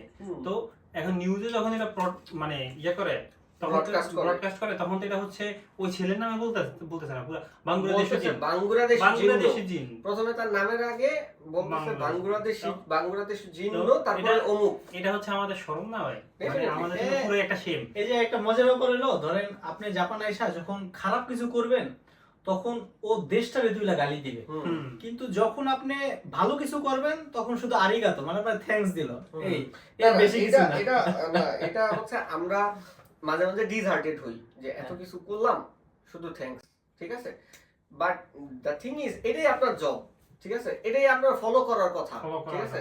আপনি গমি হচ্ছে যেখানে সেখানে ফেলবেন না, গমির জায়গায় ফেলবেন, ঠিক আছে, এটাই আপনার ফলো করার কথা। যেটা আপনার ফলো করার কথা সেটার জন্য তো আপনার এক্সট্রা কোনো ভাবে হচ্ছে আপনারা কি ইয়ে করবেন বাংলাদেশে যদি এরকম কেউ করে যায় মালা পরাইতে হবে, এটা জাপানিতে জিনিস মানে এটা তো আপনার নরমাল, যেটা আপনি সবসময় করতে হবে, এটা হচ্ছে আপনার রুলস মানে রুলস, এটা মানতে হবে। রুলস মানে রুলস, বাঙালিরা যেরকম রুলস মানে আর কি। যেমন আমাদের এলাকার কথা যদি বলি, আপনার ট্রাফিক সিগন্যাল আছে, ঠিক আছে, স্কুলের সামনে অনেক ঝামেলা, তো ট্রাফিক সিগন্যাল লাগাইছে, কিন্তু কোনো ফলো নাই, কোনো ইউজ নাই, কিছু নাই, কি জন্য লাগাইছে এত টাকা খরচ করে, মনে করেন ওই একটা ট্রাফিক সিগন্যালের জন্য মনে করেন কয় কোটি টাকা বরাদ্দ করছে, কি করলো মানে কিছু টাকা দিয়ে লাগাইলো আর বাকিটা তারা পকেটে ভরে রাখলো। যেটা লাগাইলো ওইটা হচ্ছে চোরেরা আইসা লাইট খুলে নিয়ে যেতেছে, লোহা খুলে নিয়ে যায় কেজি হিসেবে বেচতেছে, মানে কি একটা অবস্থা, পুরাই একটা। আচ্ছা আমরা মনে হয় টপিক থেকে অন্যদিকে গেলেও আমরা যেসব ব্যাপারগুলো নিয়ে আলোচনা করছি এগুলা আপনাদের আসলে আমাদের বাস্তব অভিজ্ঞতা থেকে বলতেছি, এগুলো আপনাদের অবশ্যই কাজে দিবে। ভাষা নিয়ে যেটা বলতেছিলাম, আপনার ওই জায়গায় রিকোয়ারমেন্ট 180 ঘন্টা হইলেও ম্যাক্সিমাম যদি আপনি কইরা আসেন, পরবর্তীতে এখানে আসার পরে দেখা গেল ক্লাস করতেছেন, ক্লাসটাও কিন্তু আপনার জাপানি ভাষায় ও এক্সপ্লেইন করতেছে। এখন আপনার ভাষার দৌড়ি যদি হয়, মনে করেন আপনি হিরাকানা কাতাকানা বুঝেন, ও ঠিক আছে, অন্যান্য কান্ট্রির তুলনায় অথবা বাংলাদেশের সাথে যদি কম্পেয়ার করেন যে টিচার কিভাবে এক্সপ্লেইন করে, ওদের থেকে এদের এক্সপ্লেইন করার ধরন অথবা আপনাদের বোঝানোর জন্য ও বহু ভালো ভালো পন্থা অবলম্বন করবে। কিন্তু মূল কথা হলো আপনার ভোকাবুলারি বা অন্যান্য জ্ঞান যদি আপনার খুবই সীমিত থাকে, আপনি ধরতে পারবেন না। এই ক্ষেত্রে ক্লাস বোঝার জন্য, পার্ট টাইম পাওয়া, জব পাওয়ার জন্য, আচ্ছা আমরা যদি সামারাইজ করি, ব্যাপার হলো আপনার রিকোয়ারমেন্ট 180 ঘন্টা হলো, আপনি ম্যাক্সিমাম যদি ধরেন বেসিক যদি স্ট্যান্ডার্ড ধরেন, আপনি N4 শেষ করে আসেন, দেখা গেল এই যে N4 শেষ করে আসলে আপনার স্কুল লাইফ, জবের যে সেক্টরটা আছে, জব খোঁজা বা জবের জায়গায় হ্যারাসমেন্ট কম হওয়া, বা ও একটা জিনিস আপনার এক্সপ্লেন করতেছে, এই জিনিসগুলো আপনি মোটামুটি বুঝবেন। এরপরে ধরেন হসপিটালে যদি যাওয়ার দরকার হয় এই ব্যাপারটা, বা সিটি হলে আপনার যাইতে হবে, এইসব ব্যাপারগুলো, বা ব্যাংকের কাজবাজ আছে, সিম কেনা, আনুষঙ্গিক অনেক ব্যাপার স্যাপার আছে যেগুলো আপনার ক্ষেত্রে অনেক ইজি হবে। তাই আপনাদের জন্য মানে বিশেষ বিশেষ অনুরোধ থাকবে যে আপনি সময় নষ্ট না কইরা প্রত্যেকদিন 1.5 ঘন্টা 2 ঘন্টা যদি আপনি পড়েন, দেখা গেল 6 মাসের মধ্যে আপনি N4 পাস না করলেও মোটামুটি লেভেলটা বেশ ভালো আপ করতে পারবেন। এই ক্ষেত্রে ল্যাঙ্গুয়েজের ব্যাপারটা আপনি একটু ফোকাস দিন। তো এই জায়গায় একটু ইন্টারাপ্ট করি, ঠিক আছে? কথা হচ্ছে আপনি যখন পড়তেছেন এটার ইউজটা শিখেন, ঠিক আছে? নট অনলি যে আপনার বইয়ে যেটা দেওয়া আছে, বইয়ে দেওয়া আছে মিরাসান ও আমেরিকা জিন্দেস, ঠিক আছে? এখন কথা হয়েছে যে মিরাসান ও আমেরিকা জিন্দেস এটা দিয়ে আপনি আরো 10টা সেন্টেন্স বানান, কিমুরা সান ওয়া নিহন জিন্দেস, ঠিক আছে? এরকম সান্তোসু সান ওয়া ইগিরিসু জিন্দেস, ঠিক আছে? একবারও সানো নিহনগো জোজো দেশ। এখন কথা হচ্ছে যে যেই সেন্টেন্সটা হচ্ছে আপনার দেওয়া আছে বইয়ে, ঠিক আছে, সেটার মতো আপনি যে ভোকাবুলারিটা করতেছেন সেই ভোকাবুলারি ইউজ করে ওই সেন্টেন্সটার মতো আরো 10টা সেন্টেন্স নিজে বানান, ঠিক আছে? এটা হচ্ছে আপনার প্র্যাকটিক্যাল ইউজটা শিখেন, ঠিক আছে? যে এই কথাটা আমরা কখন বলবো, ঠিক আছে? তো ওইটা যদি আমরা করি না তাহলে জিনিসটা হচ্ছে অনেক মানে ইফেক্টিভ হয়, ঠিক আছে? তো ওই একটু ছোট্ট গল্প অ্যাড করি, সেটা হচ্ছে কি যে বলছে যে টিচার শিখে গেছে মাই হেড মানে আমার মাথা, তো এখন পড়তেছে মাই হেড মানে টিচারের মাথা, মাই হেড মানে টিচারের মাথা, ঠিক আছে? একটু পরে বাবাই বলছে আরে না, মাই হেড মানে হচ্ছে আমার মাথা, ঠিক আছে? তো এখন সে আবার বাচ্চাটা বলতেছে মাই হেড মানে বাবার মাথা, ঠিক আছে? আবার একটু পরে মা এসে বলতেছে মাই হেড মানে আমার মাথা, কি পড়তেছো সেগুলা? বলতেন মাই হেড মানে মায়ের মাথা, ঠিক আছে? একটু পরে তার বড় ভাই এসে বলতেছে আরে মাই হেড মানে আমার মাথা, মাই হেড মানে আমার 14 গোষ্ঠীর মাথা, ঠিক আছে? কথা হয়েছে কি যে এই বিষয়টা হচ্ছে যে আপনি যখন পড়তেছেন তখন একটু চোখ কান খোলা রেখা পড়া, নট অনলি বইয়ে যেটা আছে সেটা, ঠিক আছে? এটার সাথে আমার প্র্যাকটিক্যাল ইউজটা কি এন্ড হচ্ছে এটা কতভাবে ইউজ হতে পারে, ঠিক আছে? বাস্তব লাইফে সেটার ইউজটা, কারণ হচ্ছে জাপানিরা তো একটা ভোকাবুলারি অনেকভাবে ইউজ করে, রাইট? তাই না? তারা মনে করেন অনেক ধরনের ফর্ম আছে যেগুলা দিয়ে হচ্ছে অনেক কিছু চেঞ্জ হয়ে যায়। তারপরে হচ্ছে একটা ওয়ার্ড আবার কয়েক জায়গায় অর্থবোধক ভাবে চেঞ্জ হয়ে যায়। আরেকটা ইম্পর্টেন্ট হচ্ছে আপনি পারা জিনিস ইমপ্লিমেন্ট করা, ঠিক আছে? আপনি যেটা পড়লেন সেটা বইয়ের মধ্যে না রেখে আপনার নিজের লাইফে ইউজ করেন। যেমন আপনি তাবে মাছ শিখলেন, ঠিক আছে? সো যখন ভাত খাইতে বসলেন তখন হচ্ছে আপনি ইলিশ মাছ দিয়ে খাইতেছেন, ঠিক আছে? তখন আপনার মাথা নিয়ে আসতে হবে যে ভাত মানে হচ্ছে গোহান, ইলিশ মাছ তো ইলিশ মাছ, সে ফর এক্সাম্পল, ঠিক আছে? ইলিশ মাছের তার জাপানিজ নেই, ঠিক আছে? সাকানা, মাছ মানে সাকানা, ঠিক আছে? তখন আপনি মাথার মধ্যে খাইতে খাইতে মাথার মধ্যে নিয়ে আসলেন যে গোহান তো সাকানা ও তাবে মাছ, ঠিক আছে? তো গোহান মানে ভাত, মাছ মানে হচ্ছে সাকানা, তাবে মাছ মানে খাওয়া। সো এই সেন্টেন্সটার মাঝখানে যেহেতু ভাত আর মাছ এই দুইটা একই জিনিস, নাউন, ঠিক আছে? সো এই দুইটা নাউনের মাঝখানে যখন দুইটা সেম নাউন হয় এবং আমরা এবং হিসাবে ইউজ করি তখন তো পার্টিকেল ইউজ করি।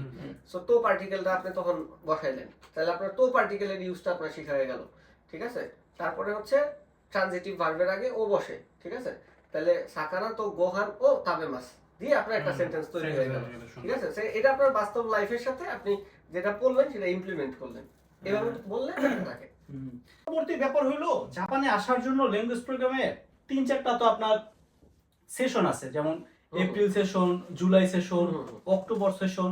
এখন কোন সেশন আপনার আসা বেটার? কারণ বাংলাদেশে যেহেতু আমাদের স্কুল, কলেজ, ইউনিভার্সিটি সবগুলা ডিসেম্বরে শেষ হয়, জানুয়ারি থেকে শুরু হয়, কিন্তু জাপানে তো আপনার শুরু হয় এপ্রিল থেকে।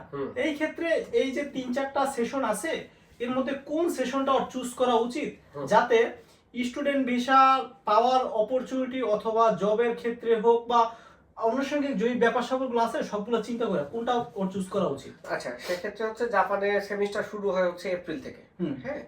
তো এখন কথা হচ্ছে যে এপ্রিলের কোর্স হচ্ছে 2 বছরের কোর্স, ঠিক আছে? ধরেন 2025-এর এপ্রিলে যারা স্টার্ট করছে তারা 2027-এর মার্চ মাসে সোৎসুগিও মানে গ্রাজুয়েশন কমপ্লিট করবে ল্যাঙ্গুয়েজ স্কুলের, ঠিক আছে?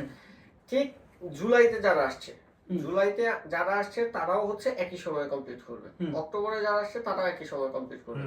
আরেকটা স্পেসিফিক, এটা খুবই রেয়ার, ঠিক আছে? কিন্তু কোন কোন স্কুল অফার করে, সেটা হচ্ছে জানুয়ারিতে করলে হচ্ছে 1 বছর 2 মাস, ঠিক আছে? সো সেই ক্ষেত্রে কথা হয়েছে কি যে আপনার সবচেয়ে বেটার হচ্ছে এপ্রিলে অ্যাপ্লাই করা, বিকজ এপ্রিলে অ্যাপ্লাই করলে হচ্ছে আপনি 2 বছর সময় পাচ্ছেন ল্যাঙ্গুয়েজ স্কুলে, ঠিক আছে? সো আর এপ্রিলে অ্যাপ্লাই এর রিকোয়ারমেন্ট সবচেয়ে কম। এপ্রিলে অ্যাপ্লাই করলে আপনার কোন স্কুল এখন অনেকে আছে যে N5 সার্টিফিকেট না থাকলেও নিচ্ছে, আবার কোন কোন স্কুল হচ্ছে N5 জাস্ট কমপ্লিট করা থাকলে নিচ্ছে। বাট যখনই হচ্ছে আপনি আচ্ছা বিষয়টা হচ্ছে যে এপ্রিল সেশনে যতগুলা সিট আছে এই সিটগুলা থেকে কিছু স্টুডেন্ট হচ্ছে হয়তোবা সিওই রিজেক্ট হয়, কিছু স্টুডেন্ট এমবাসি রিজেক্ট হয়। ধরেন অনেকে আসে একটা না। স্কুলে যদি হচ্ছে 80 জনের সিট থাকে, ধরে নিলাম যে একটা নাম্বার 80 জন, 80 জনের মধ্যে 7-8 জন বা 10 জন 12 জন এরকম হইলো যে হচ্ছে এমবাসি রিজেক্ট হলো, সিওই রিজেক্ট হলো, বা হচ্ছে যে কোনো ইস্যু হইলো আর কি। তাহলে এই 7-8টা মানে সিট বা 10টা বা 12টা সিট যে খালি থাকলো, জুলাই সেশনে স্কুলগুলা এই 7-8টা সিট ফিল আপ করার জন্য সার্কুলেশন দিবে, ঠিক আছে? সো সেই ক্ষেত্রে হয় কি যে আপনার সিট খুব কম জুলাই সেশনে, ঠিক আছে? কারণ হচ্ছে এপ্রিলের হচ্ছে যে গ্যাপটা এটা ফিল আপ করার জন্য হচ্ছে জুলাইতে নিচ্ছে ব্যাকআপ। তো দ্যাটস ওয়াই যে জুলাইতে কেউ যদি আসতে চায় তাহলে তার খুবই কম্পিটিশন অনেক বেশি, ঠিক আছে? এবং তার নিজের খুব ভালোভাবে প্রুফ করে আসতে হবে, ঠিক আছে? আচ্ছা, এবার তারপরে বড় সেশন হচ্ছে অক্টোবর, ঠিক আছে? সো অক্টোবর হচ্ছে 1.5 বছরের কোর্স, ঠিক আছে? সো অক্টোবর 1.5 বছরের কোর্সের জন্য এটা এখনো হয় নাই, বাট এটা ট্রায়াল বেসিসে অনেক স্কুল করতেছে। এন্ড এটা খুব তাড়াতাড়ি মেবি হচ্ছে জাপানিজ এডুকেশন যে মিনিস্ট্রি আছে, এডুকেশন মিনিস্ট্রি থেকে হয়তোবা এরকম কোনো একটা ঘোষণা খুব তাড়াতাড়ি আসতে পারে যে N4 ছাড়া অক্টোবর সেশন নিবে না, ঠিক আছে? আচ্ছা আচ্ছা। কারণ কি অক্টোবর সেশনের গ্রাজুয়েশন হচ্ছে কি একই সাথে, ধরেন 2025-এ অক্টোবরে যারা আসবে তাদের গ্রাজুয়েশন হচ্ছে 2027-এর মার্চে। এখন এপ্রিলে যারা আসছে তারা কিন্তু অলরেডি এই 6 মাসে N4 এর কাছাকাছি, N4 প্রায় শেষের দিকে, যারা হচ্ছে ফার্স্ট ক্লাস তারা N4 শেষ করে, যারা হচ্ছে মানে বিভিন্ন সেকশন থাকে তো যারা হচ্ছে ভালো পারে আর কি। তো ওই সেকশনগুলো দেখা গেছে কি যে এই 6 মাসে কিন্তু মোটামুটি N4 লেভেলের পড়াশোনা শেষ, ঠিক আছে? তো সেই ক্ষেত্রে এদের সাথে সিনক্রোনাইজ করার জন্য যারা বাংলাদেশ থেকে আসবে অক্টোবরে, তাদেরও হচ্ছে N4 থাকাটা মানে হয়তোবা সামনে এটা ম্যান্ডেটরি করে দিতে পারে, এখনো করে নাই, বাট জাপানিজ এডুকেশন বোর্ড এই জিনিসটা হচ্ছে অ্যাড করছে। আরেকটা ইম্পর্টেন্ট বিষয় হচ্ছে বলে রাখি, সেটা হচ্ছে আগে যে ইমিগ্রেশনের ফর্ম ছিল, আমরা তো অ্যাপ্লিকেশন ফর্ম, স্কুলের অ্যাপ্লিকেশন ফর্ম ফিল আপ করি। তো আমাদের খুব রিসেন্টলি ফুকুয়ামাতে আমাদের নিজেদের আমাদের কোম্পানির আর কি একটা জাপানিজ ল্যাঙ্গুয়েজ স্কুল নিজেরা হচ্ছে করতেছি, যেখান থেকে আমরা ভিডিও করতেছি এখান থেকে মানে আরুইতে 5 মিনিটের রাস্তা, হ্যাঁ এখানে কাছে। তো সেই ক্ষেত্রে এবার হচ্ছে আমরা অক্টোবর থেকে যেহেতু স্টার্ট করতেছি, এবার আমি অ্যাজ এ স্কুল যে ডকুমেন্টগুলো সাবমিট করতে হয় ইমিগ্রেশনে, সেই ডকুমেন্টগুলো আমি ঘাটাঘাটি করার সুযোগ পাইছি আর কি একটু। সো দেখা গেছে কি যে আগের ইমিগ্রেশনের ফর্মে ল্যাঙ্গুয়েজ কোন পর্যন্ত পড়ছে বা ল্যাঙ্গুয়েজ লেভেল কি, বা তার যে ইন্টারভিউ হয়েছে রিটেন হোক বা ভাইভা হোক, সেই ইন্টারভিউতে তার স্কিল কিরকম মনে হয়েছে এটা রিপোর্ট একটা অ্যাড করতে হয়েছে স্কুলের পক্ষ থেকে, ঠিক আছে? সো এটা কিন্তু আগে ছিল না। সো এইটা অ্যাড করার মানে হয়েছে কি যে ল্যাঙ্গুয়েজ রিকোয়ারমেন্টটা দিন হচ্ছে একটু হার্ডের দিকে যাইতেছে, ঠিক আছে? সো সেই ক্ষেত্রে হচ্ছে অক্টোবরে যারা আসবে তাদের মোটামুটি N4 কমপ্লিট করে থাকা ভালো, ঠিক আছে? আচ্ছা আচ্ছা। না হইলেও N5 কমপ্লিট, N4 এর প্রায় অর্ধেক লেসন কমপ্লিট, এরকম নলেজ থাকাটা ভালো, হ্যাঁ? আর জানুয়ারি এটা খুবই লিমিটেড সেশন, যে অক্টোবর সেশনে যে সিটগুলো বাকি থাকে সেগুলো হচ্ছে জানুয়ারি দিয়ে ফিল আপ করে, ঠিক আছে? সো এইটা ম্যাক্সিমাম মানে হাতে গোনা ধরো মানে 2 থেকে 3% স্কুল অনলি হচ্ছে এটা অফার করে, ঠিক আছে? ম্যাক্সিমাম স্কুলই হচ্ছে এটা অফার করে না। সো এইটাতে যদি কেউ আসতে চায় সো সেই ক্ষেত্রে তার ডেফিনেটলি N3 লেভেলের নোরিওকুল থাকতে হবে, ঠিক আছে? যে হয়তোবা সার্টিফিকেট নাই বাট তার স্পিকিং, তার অ্যাটিটিউড সবকিছুতে N3 লেভেলের নোরিওকুল থাকতে হবে, ঠিক আছে? এই আর কি। আমি যেহেতু এপ্রিল সেশনে আইছি এবং ওদের যেহেতু এপ্রিল সেশনে প্রত্যেকটা কোর্স আপনার এডুকেশনাল যে কোর্সগুলো আছে এগুলো শুরু হয়, এই ক্ষেত্রে কিন্তু স্কুলে যেমন সিট সংখ্যাও বেশি এবং ওই সেশনে আপনার বিভিন্ন এলাকা থেকে লোকজন অন্য এলাকায় যাইতাছে, এই মুভ করার কারণে দেখা গেল ওই সেশনে যে ঢুকতে পারে আরো বাইতো পাওয়ার চান্সটা অন্যান্য সেশনের তুলনায় সবথেকে বেশি থাকে। এই কারণে তাহলে এপ্রিল সেশনটা চুজ করা বেটার। আর যাদের এপ্রিল সেশন না হবে জুলাই অথবা জানুয়ারি যদি অফার করেও এটা না ঢুকে তাহলে অক্টোবরটা, এপ্রিল মিস হলো অক্টোবর। এবং এপ্রিল যদি কেউ টার্গেট করে তার যে কোনো কারণে হোক, স্কুল পায় নাই বা স্কুল পাইছে রিজেক্ট হয়েছে, ঠিক আছে? আমরা রিজেকশন ফাইল নিয়ে যখন কাজ করি তখন একটা problem pi, say for example 6 মাস আগে রিজেক্ট হয়েছে, তাহলে 6 মাস পরে যখন স্কুল তার রিঅ্যাপ্লাই নিচ্ছে তখন স্কুলের মাস্ট এক্সপেকটেশন থাকবে কি তার ল্যাঙ্গুয়েজ লেভেলটা আগের থেকে বেশি থাকবে। 6 মাসে হ্যাঁ কিন্তু কিছু একটা ডেভেলপ কমে করছে। যায়। দেখা গেল কি যে ওই সে হচ্ছে রিজেক্ট হয়েছে, হতাশ, ঠিক আছে, বা বাই পড়তে ভালো লাগে না, ঠিক আছে, এই টাইপের জিনিসপত্র আইসা তার আগের ইন্টারভিউ থেকে পরের ইন্টারভিউ আরো বেশি খারাপ হয়, ঠিক আছে।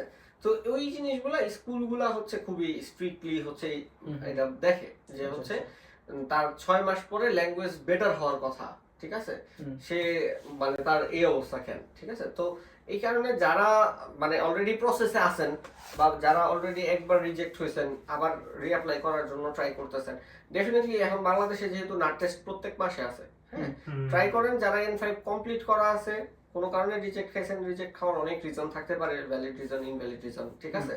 তো সেই ক্ষেত্রে হচ্ছে এগুলো নিয়ে পরে আরেকদিন কথা বলবো না। তো কথা হচ্ছে যে এইগুলা যখন আপনি রিজেক্ট হইলেন তখন হচ্ছে আপনি পরের বার অ্যাপ্লাই করার সময় আপনার তো প্রুফ করতে হবে যে আপনি জাপানে আসার জন্য ডেসপারেট, ঠিক আছে। আর আপনার এই ডেসপারেশনটা প্রুফ করার জন্য আপনার মাধ্যম কি? আপনার মাধ্যম হচ্ছে নিজের ল্যাঙ্গুয়েজ স্কিল ডেভেলপ করে নেক্সট একটা ল্যাঙ্গুয়েজ স্কিলের সার্টিফিকেট তোলা। তো সেই ক্ষেত্রে যখন আপনি একটা রিজন লেটার লিখলেন যে ডেফিনেটলি যখন কেউ রিজেক্ট হয়, রিজেকশনের জন্য যখন মানে রিঅ্যাপ্লাই যখন করে তখন রিজন ফর রিঅ্যাপ্লাই হচ্ছে একটা পেপার দিতে হয়। তো এই রিজন ফর রিঅ্যাপ্লাই হচ্ছে তখন যেন আপনি লিখতে পারেন যে আমি আগের বার আমার এই প্রবলেমের কারণে আমি আসতে পারি নাই, বাট আমি জাপানে আসার জন্য ডেসপারেট, দ্যাটস ওয়াই হচ্ছে আমি আমার ল্যাঙ্গুয়েজ লেভেলটা ডেভেলপ করে N5 থেকে N4 এ নিয়ে আসছি, ঠিক আছে। সো সেক্ষেত্রে আমার অ্যাপ্লিকেশনটা যেন কনসিডার করা হয়, ঠিক আছে। সো এটা হচ্ছে বিষয়। আর আরেকটা জিনিস আমি সবাইকে বলি যে হচ্ছে আপনি যদি ল্যাঙ্গুয়েজ শিখেন, ঠিক আছে, বা যে কোনো স্কিল, শুধু ল্যাঙ্গুয়েজ না, এটা বৃথা যায় না, কোনো না কোনো জায়গায় যে ডেফিনেটলি এটা কাজে লাগে, ঠিক আছে। বাংলাদেশে অনেক কোম্পানি রাইট, যেমন সে ফর এক্সাম্পল আপনি জাপানে আসতেই পারলেন না কোনো কারণে, ঠিক আছে, আল্লাহ না করুক এমন যেন না হয়, বাট যদি আসতেই না পারেন কিন্তু আপনার হচ্ছে N5 N4 কমপ্লিট করা আছে, সো সেই ক্ষেত্রে বাংলাদেশে এখন অনেক জাপানিজ ইনভেস্টর আছে, জাপানিজ কোম্পানি আছে, ঠিক আছে।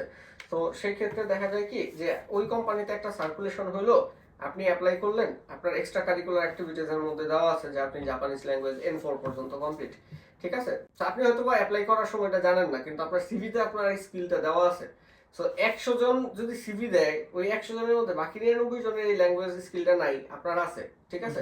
তো ওই কোম্পানিটা কিন্তু হচ্ছে আপনাকে চুজ করবে। আপনার একাডেমিক যদি কোনো ধরনের লো ক্যাটাগরির কোনো কিছুও থাকে, তারপরেও যেহেতু ওরা জাপান রিলেটেড কোম্পানি, আপনি জাপানিজ ল্যাঙ্গুয়েজ আছে, ঠিক আছে, সো সেই ক্ষেত্রে কিন্তু আপনি এই দিক দিয়ে একটা স্টেপ আগায় গেলেন, ঠিক আছে। দ্বিতীয়ত বাংলাদেশে এখন অহরহ জাপানিজ ল্যাঙ্গুয়েজ সেন্টার হইতেছে, সো সেক্ষেত্রে দেখা গেল কি যে আপনি অ্যাজ এ টিচার নিজের ক্যারিয়ার ডেভেলপ করতে পারেন, ঠিক আছে। ট্রান্সলেটর জব আছে, ঠিক আছে, সো ট্রান্সলেটর জবে হচ্ছে নিজের ক্যারিয়ার ডেভেলপ করতে পারেন। সো যদি আপনি ল্যাঙ্গুয়েজটা শিখেন, এই স্কিলটা কোনো না কোনো সময় যে আপনাকে কিন্তু একটা ফিডব্যাক দিবে, ঠিক আছে। সো এটা হচ্ছে বিষয়। আর যেহেতু ল্যাঙ্গুয়েজ শেখার ক্ষেত্রে ও টাকা পয়সা অবশ্যই ওর দিতে হইতাছে এবং একটা সময় ইনভেস্ট করতেছে, যেহেতু আমার ফিনান্সিয়ালি এবং আমি সময় ইনভেস্ট করতেছি, এটা আসলে ঠিকভাবে ইউটিলাইজ করা উচিত। তাহলে আমরা যে দুইটা ব্যাপার আলোচনা করলাম, একটা হলো ভাষা শেখার ব্যাপারটা, আর দুইটা হলো স্কুল চুজ করার। এখন ভাষা শেখা এটা অনলাইন অফলাইন নিজের মতো করে আমরা শিখতে পারে, অনেক সোর্স আছে। আর দ্বিতীয়ত হলো আপনার স্কুল চুজের ব্যাপারটা বা সেশন চুজের যে ব্যাপারটা, এটা গুগল ঘাটাঘাটি কইরা অনেকভাবে অনেক তথ্য নিতে পারে, বা আমরা তো টোটাল ব্যাপারটা ডিসকাস করলাম। এই দুইটা ব্যাপারও ঠিক করলো যে ভাষা মোটামুটি ও শেখা শুরু করছে বা শিখছে, কোন সেশনে অ্যাপ্লাই করবে এটাও শিখছে। পরবর্তী যে ব্যাপারটা, এইখান থেকে তো খেলা শুরু, যে কোনো একটা এজেন্সির মাধ্যমে অথবা যে কোনো একজনের মাধ্যমে ফাইলটা প্রসেস করতে হবে। তাহলে স্টুডেন্ট ভিসার ফাইল প্রসেসের মোটামুটি শুরু থেকে শেষ পর্যন্ত প্রসেসটাকে যদি একটু ডিটেইলসে বলতেন। ঠিক আছে, স্টেপগুলা বলি, সেই স্টেপগুলা মানে কিভাবে হচ্ছে আমরা ভালোভাবে জমা দিতে পারি, সেই দুইটা জিনিস আমি ফোকাস করি। তো সেই ক্ষেত্রে জাপানিজ ল্যাঙ্গুয়েজ স্কুলে ভর্তির ক্ষেত্রে হচ্ছে প্রথম স্টেপ হচ্ছে স্কাইপি ইন্টারভিউ। মানে স্কাইপি তো এখন আর নাই, স্কাইপি রিপ আড়াই, ঠিক আছে, স্কাইপি না, মানে এটা বলতে বলতে সবাই আসলে স্কাইপি হয়ে গেছে, মানে ভিডিও কলিং, জুমে নেয়, গুগল মিটে নেয়, আর স্কাইপির বদলে হচ্ছে মাইক্রোসফট টিমস আসছে, মাইক্রোসফট টিমসে নেয়। হ্যাঁ, সো যাই হোক, মানে যে কোনো একটা ভিডিও কলিং মাধ্যমে স্কুলগুলো ইন্টারভিউ নেয়। হ্যাঁ, তো ইন্টারভিউ আবার কোন কোন স্কুল আছে ওই দেশে যে স্কুল ভিজিট করে মানে অন ক্যাম্পাস ইন্টারভিউ নেয়, ঠিক আছে। সো সেক্ষেত্রে দুইটা স্টেপেই যেটা দেখা হয়, প্রথমত হচ্ছে যে স্টুডেন্টের নিজের জাপানিজ ল্যাঙ্গুয়েজের দক্ষতা, দ্বিতীয়ত হচ্ছে স্পন্সরের ইনফরমেশন, যে স্পন্সর হবে তার সম্পর্কে ইনফরমেশন, তৃতীয়ত হচ্ছে তার এইম ইন লাইফ বা তার মানে ভবিষ্যতে তার প্ল্যান কি, সে জাপানে এসে ল্যাঙ্গুয়েজ স্কুলের পর কি করতে চায়, ঠিক আছে। সো মেইনলি এই তিনটা জিনিসের উপরে ফোকাস করে ইন্টারভিউগুলো বিভিন্ন কোয়েশ্চেন অ্যারেঞ্জ হয়, ঠিক আছে।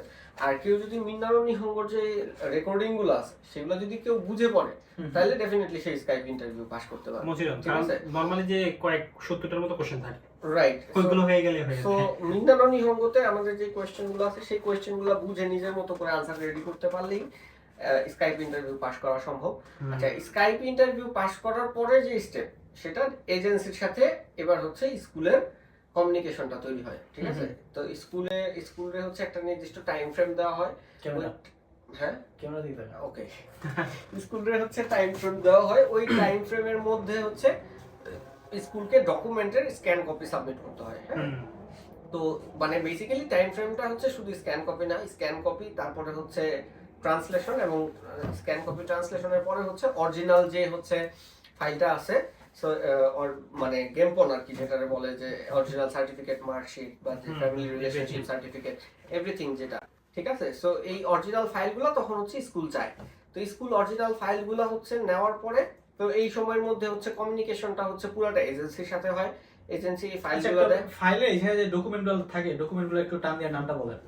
আচ্ছা, স্টুডেন্টের ডকুমেন্ট হিসেবে তার পাসপোর্টের কপি অথবা এনআইডির কপি, অ্যাপ্লিকেশন ফর্ম স্কুলের ডেজিগনেটেড, মানে স্কুল এটা প্রোভাইড করবে, ঠিক আছে। সো স্কুলের ডেজিগনেটেড অ্যাপ্লিকেশন ফর্ম, এনআইডির কপি, তারপরে হচ্ছে তার লাস্ট এডুকেশনের সার্টিফিকেট, মার্কশিট, এটা ইন্টারমিডিয়েট হচ্ছে মিনিমাম রিকোয়ারমেন্ট, আর ম্যাক্সিমাম কেউ যদি অনার্স মাস্টার্স করে থাকে তাহলে সেটাও দিতে পারে। আচ্ছা, ইন দ্য মিন টাইম তার যদি কোনো স্টাডি গ্যাপ থাকে, বা ফর এক্সাম্পল অনার্স করার পরে, যেমন আমি নিজে অনার্স করার পরে আমি 5 বছর জব করছি, তারপরে আমি জাপানে আসছি, তো এই 5 বছর আমি কি করছি সেটার জন্য একটা ভ্যালিড ডকুমেন্টস, যেমন আমি 5 বছর জব করছি, আমার জব এক্সপিরিয়েন্স সার্টিফিকেটটা জমা দিচ্ছি, ঠিক আছে। সো এরকম এই স্টাডি গ্যাপের ডকুমেন্টস, হ্যাঁ। তারপরে হচ্ছে ছবি, আর হচ্ছে আর কি বললাম, কেউ যদি রানিং স্টুডেন্ট থাকে, সে ফর এক্সাম্পল ইন্টারমিডিয়েট কমপ্লিট করছে, এখন হচ্ছে ইউনিভার্সিটিতে সেকেন্ড ইয়ার স্টুডেন্ট বা থার্ড ইয়ার স্টুডেন্ট, সেই স্টুডেন্টশিপ সার্টিফিকেট, ঠিক আছে। সো এবং স্টুডেন্টশিপ সার্টিফিকেটের মধ্যে মেনশন থাকতে হবে যে সে কবে ওই জায়গায় এনরোল করছে, ঠিক আছে। সো ওইটা তার যার ডেজিগনেটেড কলেজে যদি যে যোগাযোগ করে এবং এই জিনিসটা মেনশন করে দেওয়ার জন্য বলে, যেমন অনেক কলেজ আছে শুধু হচ্ছে প্রত্যয়নপত্র দিয়ে দেয়, সে আমার অমুক ডিপার্টমেন্টের স্টুডেন্ট, সে খুব ভালো, তার ক্যারেক্টার খুব ভালো, আমি তার সাফল্য কামনা করতেছি। এইটা একটু হচ্ছে হেন্না, মানে হচ্ছে এটার সাথে অ্যাড করে দিতে হবে যে সে কোন সেশনে ভর্তি হয়েছে অথবা কত তারিখে সে অ্যাডমিশন নিছে, ঠিক আছে, যেন তার মানে স্টাডি পিরিয়ডটা যেটা সেটা নির্দিষ্টভাবে উল্লেখ থাকে, যাতে বোঝা যায় থাকে, হ্যাঁ। তো স্টুডেন্টের ক্ষেত্রে এই ডকুমেন্টস গুলাই, হ্যাঁ। আর আগে যেটা ছিল যে আগে বার্থ সার্টিফিকেট দিয়ে অ্যাপ্লাই করা যেত, ঠিক আছে, বাট ইদানিং বার্থ সার্টিফিকেটটা অনেক স্কুলই অ্যাপ্রুভ করতেছে না, বিকজ আপনার বার্থ সার্টিফিকেটে কিন্তু আপনার ছবি নাই বাংলাদেশের বার্থ সার্টিফিকেটে, ঠিক আছে। সো সেই ক্ষেত্রে অ্যাডিশনালি বার্থ সার্টিফিকেট চায়, কিন্তু মেইনলি হচ্ছে পাসপোর্ট সবচেয়ে বেশি প্রায়োরিটি, অথবা এনআইডি, ঠিক আছে। আচ্ছা, সো এইগুলো হচ্ছে স্টুডেন্টের ডকুমেন্ট। আর কে হিসেবে মানে হচ্ছে স্পন্সরের ডকুমেন্ট হিসাবে হচ্ছে স্পন্সরের এনআইডি অথবা পাসপোর্ট, তারপরে হচ্ছে স্পন্সর যে হচ্ছে বিজনেস করে সেই বিজনেসের ট্রেড লাইসেন্স, যদি বিজনেস না করে, যদি জব করে তাহলে হচ্ছে যে জব যে কন্টিনিউ করতেছে ওই কোম্পানির একটা প্রত্যয়নপত্র, তারপরে হচ্ছে তার ট্যাক্সের সার্টিফিকেট 3 বছরের ইনকাম সার্টিফিকেট, একটা হচ্ছে ট্যাক্সেশন সার্টিফিকেট এবং একটা হচ্ছে ইনকাম সার্টিফিকেট। আচ্ছা, এরপরে হচ্ছে ব্যাংক স্টেটমেন্ট, ক্ষেত্র বিশেষে কোন স্কুল হচ্ছে 1 বছরের চায়, কোন স্কুল 3 বছরের চায়, bank statement and solvency certificate, ঠিক আছে। আর এটা অনেক বেশি ইম্পর্টেন্ট, সেটা হচ্ছে অ্যাডিশনালি হচ্ছে এক্সপ্লেনেশন লেটার। এখন এই এক্সপ্লেনেশন লেটারটা হচ্ছে বিভিন্ন ধরনের এক্সপ্লেনেশন লেটার হতে পারে, যেমন সে ফর এক্সাম্পল খুব কমন এক্সপ্লেনেশন লেটার আমরা যেটা দিচ্ছি যে করোনার কারণে একাডেমিক ইয়ার কারো বাড়ছে কারো কমছে, যেমন ইন্টারমিডিয়েট অনেকের হচ্ছে 1.5 বছরে হয়েছে, 2022 সালে যারা পাস করছে তাদের ইন্টারমিডিয়েট হয়েছে 1.5 বছরে, সো নরমালি আমরা জানি কি ইন্টারমিডিয়েট 2 বছর 2 বছরের হয়। তাহলে কেন এটা 1.5 বছর হলো? এটা একটা এক্সপ্লেনেশন দিতে হবে যে আমার এসএসসির সময়ে করোনার কারণে লেংদি হইছে, যার কারণে ইন্টারমিডিয়েটটা আমার একটু কমপ্রেস করে 1.5 বছরে করা হয়েছে, ঠিক আছে? আচ্ছা সো এইরকম যে এক্সপ্লেনেশন লেটার গুলো আছে সেই এক্সপ্লেনেশন লেটার, এই হচ্ছে টোটাল ডকুমেন্টেশন, ঠিক আছে? সো এইগুলা হচ্ছে জমা দিতে হবে। আচ্ছা, ডকুমেন্টেশন জমা ব্যাংক দেওয়া, স্টেটমেন্ট এটা ব্যাংক স্টেটমেন্ট, সলভেন্সি সার্টিফিকেট বলছি, 1 বছর, কোন কোন স্কুলে 3 সবথেকে বছর। ইম্পর্টেন্ট যেটা আর কি Right. normally। আচ্ছা, এরপরে হচ্ছে যেটা বিষয় যে এই ডকুমেন্টেশন যখন আমি স্ক্যান কপি সাবমিট করলাম স্কুলে, স্কুল সেটা একটা চেক করবে, ঠিক আছে? চেক করে কোন জায়গায় কারেকশন থাকলে স্কুল জানাবে, সো ওই কারেকশনটা রেডি করে আবার জমা দিতে হবে। এন্ড সাথে সাথে হচ্ছে যেহেতু জাপানিজরা ম্যাক্সিমামই ইংলিশ জানে না, ঠিক আছে? সো সাথে সাথে যে ডকুমেন্টগুলো আমাদের ইংলিশে বা বাংলায় আছে সেই ডকুমেন্টগুলো জাপানিজ ট্রান্সলেশন জাপানিজ দিতে হবে। ট্রান্সলেশন করে আচ্ছা, এই ট্রান্সলেশন দেওয়ার পরেই স্কুল হচ্ছে কারেকশনটা দিবে। কারেকশন দেওয়ার পরে সেই কারেকশন অনুযায়ী হচ্ছে আবার আমরা ডকুমেন্ট সাবমিট করার পর স্কুল যদি ওকে বলে, ওকে বললে দেন আমাদের অরিজিনাল ফাইল পাঠাইতে হবে, ঠিক আছে? সো অরিজিনাল ফাইল পাঠাইলে এই অরিজিনাল ফাইল হচ্ছে ফাইলের সাথে স্কুলের থেকেও কিছু ডকুমেন্ট প্রত্যেকটা স্টুডেন্টের জন্য দিতে হয়, সেই ডকুমেন্টটা স্কুল অ্যাড করবে, আচ্ছা, করে ইমিগ্রেশনে সাবমিট করবে। ইমিগ্রেশনে সাবমিট করার মোটামুটি 3 মাস পরে হচ্ছে সিওই রেজাল্ট আসবে।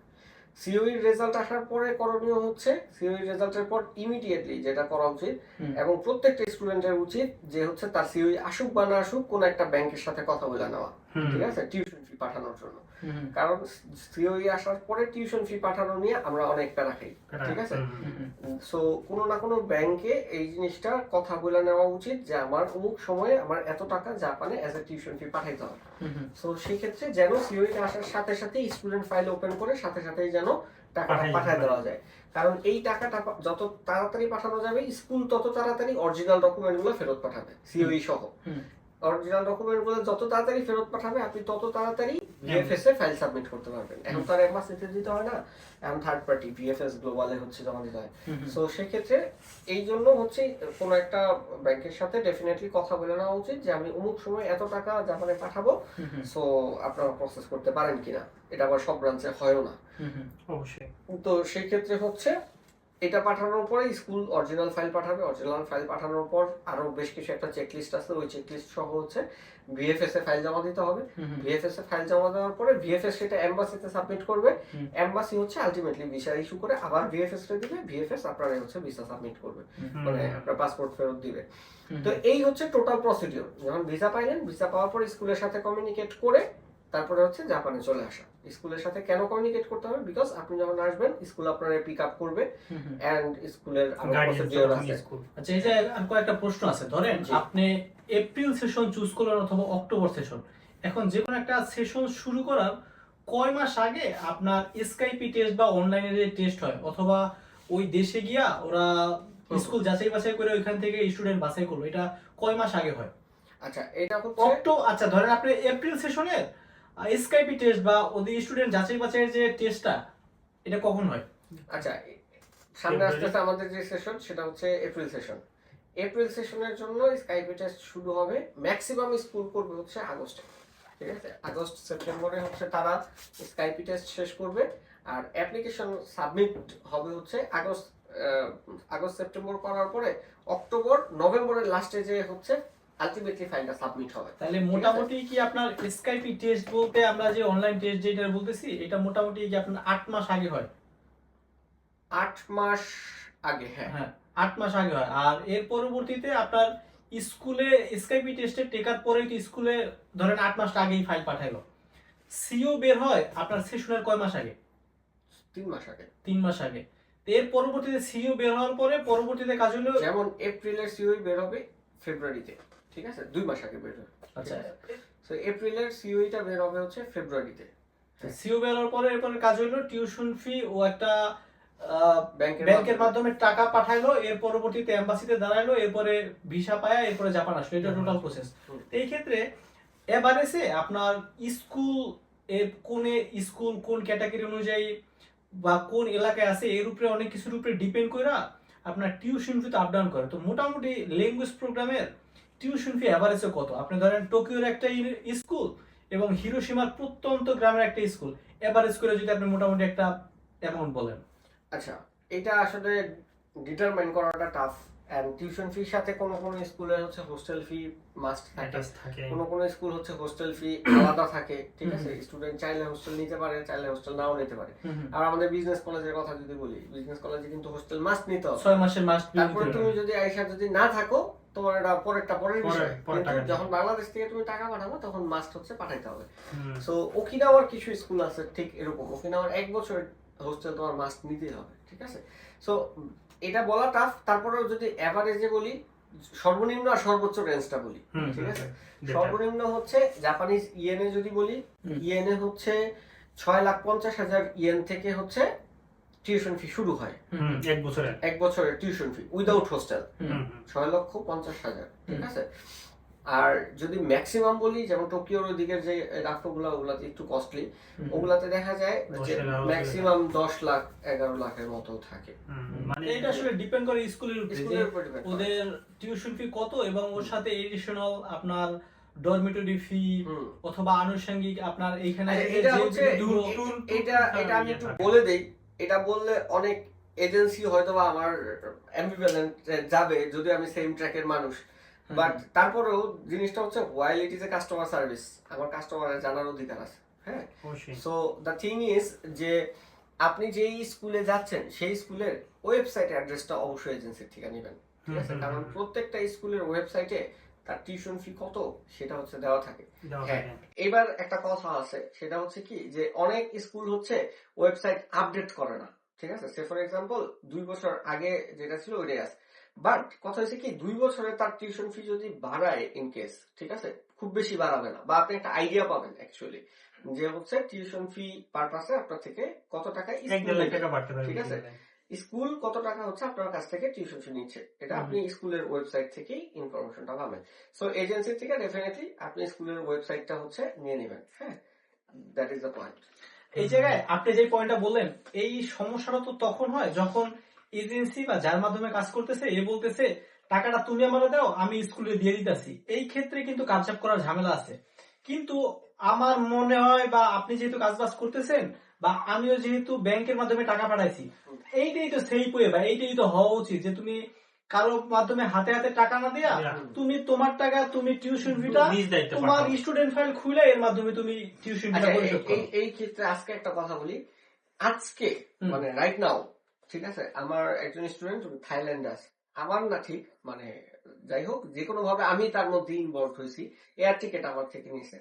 সো দ্য থিং ইজ যে ওই স্টুডেন্টটা আজকে যখন গেছে হয়তো বা কোনো ইস্যুস ছিল, তো থাই এয়ারওয়েজ এর অথরিটি আজকে হচ্ছে ব্যাংকের সুইফট কপি দেখতে চাইছে, হ্যাঁ?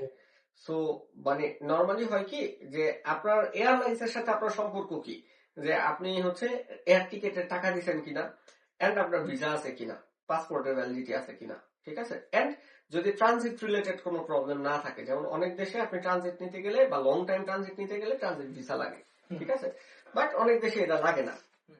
তো দ্য থিং ইজ থাইল্যান্ডে জাপানে আসতে থাইল্যান্ডে কোনো ট্রানজিট ভিসা লাগে না, ঠিক আছে? আপনি যদি এয়ারপোর্টের ভিতরে থাকেন তাহলে হচ্ছে আপনার কোনো ট্রানজিট ভিসা লাগবে না, এন্ড আপনি আলটিমেটলি জাপানে এসে লাগেজ কালেক্ট করবেন, কাহিনী শেষ। সো আমারে পরে আজকে ফোন দিয়ে বলতেছে যে ভাইয়া মানে ইয়া চাইছে, কি বলে, ব্যাংক স্টেটমেন্টে ব্যাংকের সুইফট কপি চাইছে, ঠিক আছে? সো এই স্টুডেন্টের আবার সামহাও এজেন্সি যেটা করছে যে এজেন্সি নিহন কোকুনাই সৌকিন করছে, মানে জাপানের মধ্যে থেকে জাপানের মানে এজেন্সি বাংলাদেশে টাকা নিচ্ছে এন্ড জাপান টু জাপান মানে জাপানের ট্রান্সফার করে। স্কুলের ক্ষেত্রে এটা কোনো প্রবলেম নেই, ঠিক আছে, টাকা পাইলেই হলো, ঠিক আছে? সো স্কুল টাকা নিয়ে নিছে, বাট দ্য থিং ইজ ব্যাংকে স্টেটমেন্ট না দেওয়ার কারণে তার হচ্ছে বেশ কিছুক্ষণ ডিলে হয়েছে, ঠিক আছে? দেন আমার কাছ থেকে হচ্ছে প্রুফ চাইছে যে স্কুল থেকে যে টাকা পাইছে সেটার হচ্ছে কোনো একটা রিসিপ্ট বা হচ্ছে মেইলে যে জানাইছে যে স্কুল টাকা পাইছে, এরকম একটা জিনিস হচ্ছে তখন ওই থাই এয়ারওয়েজের যে ভদ্রলোক উনি বলছে। সো দ্য থিং ইজ যে এটা সবচেয়ে সেফ এন্ড সবচেয়ে ইজি প্রসেস যে আপনি নিজের অ্যাকাউন্ট থেকে আপনি পাঠাইলেন, ঠিক আছে? And the thing is agency আপনারা বলতে পারে যে আপনি ব্যাংকে কেন টাকা দিবেন, ঠিক আছে? তো ব্যাংক একটা হচ্ছে যখন আপনি ফরেন রেমিটেন্স পাঠাইলেন ব্যাংক একটা ফরেন রেমিটেন্স চার্জ নেয়, ঠিক আছে? সো এটা বাংলাদেশ ব্যাংক থেকেই হচ্ছে ইয়ে করা আর কি, নির্ধারিত করা নির্ধারিত করা। যে কোন দেশে রেমিটেন্স পাঠাইতে আপনার কত টাকা লাগবে। তো সেই ক্ষেত্রে দ্য থিং ইজ যে আপনি যখন হচ্ছে টাকাটা পাঠাইলেন, হয়তো বা 5-7 হাজার 10 হাজার টাকা বেশি লাগলো এই ফরেন রেমিটেন্স হিসাবে, ফরেন রেমিটেন্স হিসাবে হচ্ছে পাঠানোর জন্য। বাট এজেন্সি গুলো হয়তো বলতে পারে যে আমরা টাকা পাঠাই দিব, টাকা আমাদের কাছে দেন, ঠিক আছে। সো এইটা হচ্ছে আপনারা আপনাদের সাথে এজেন্সির যেভাবে ডিল হবে ডেফিনেটলি সেটা হচ্ছে আপনারা ফলো করবেন। বাট নিজের টাকাটা নিজে পাঠানোটা না আমি সবচেয়ে প্রসেস মনে করি যে সেফ এন্ড ইজি, ঠিক আছে। আপনার হ্যাসেল এজেন্সি হিসাবেও হ্যাসেল আমার নেওয়া লাগলো না, আপনার টাকা আপনি পাঠাইলেন, ঠিক আছে, আমার দায়বদ্ধতা কমলো, বিষয়টা এরকম।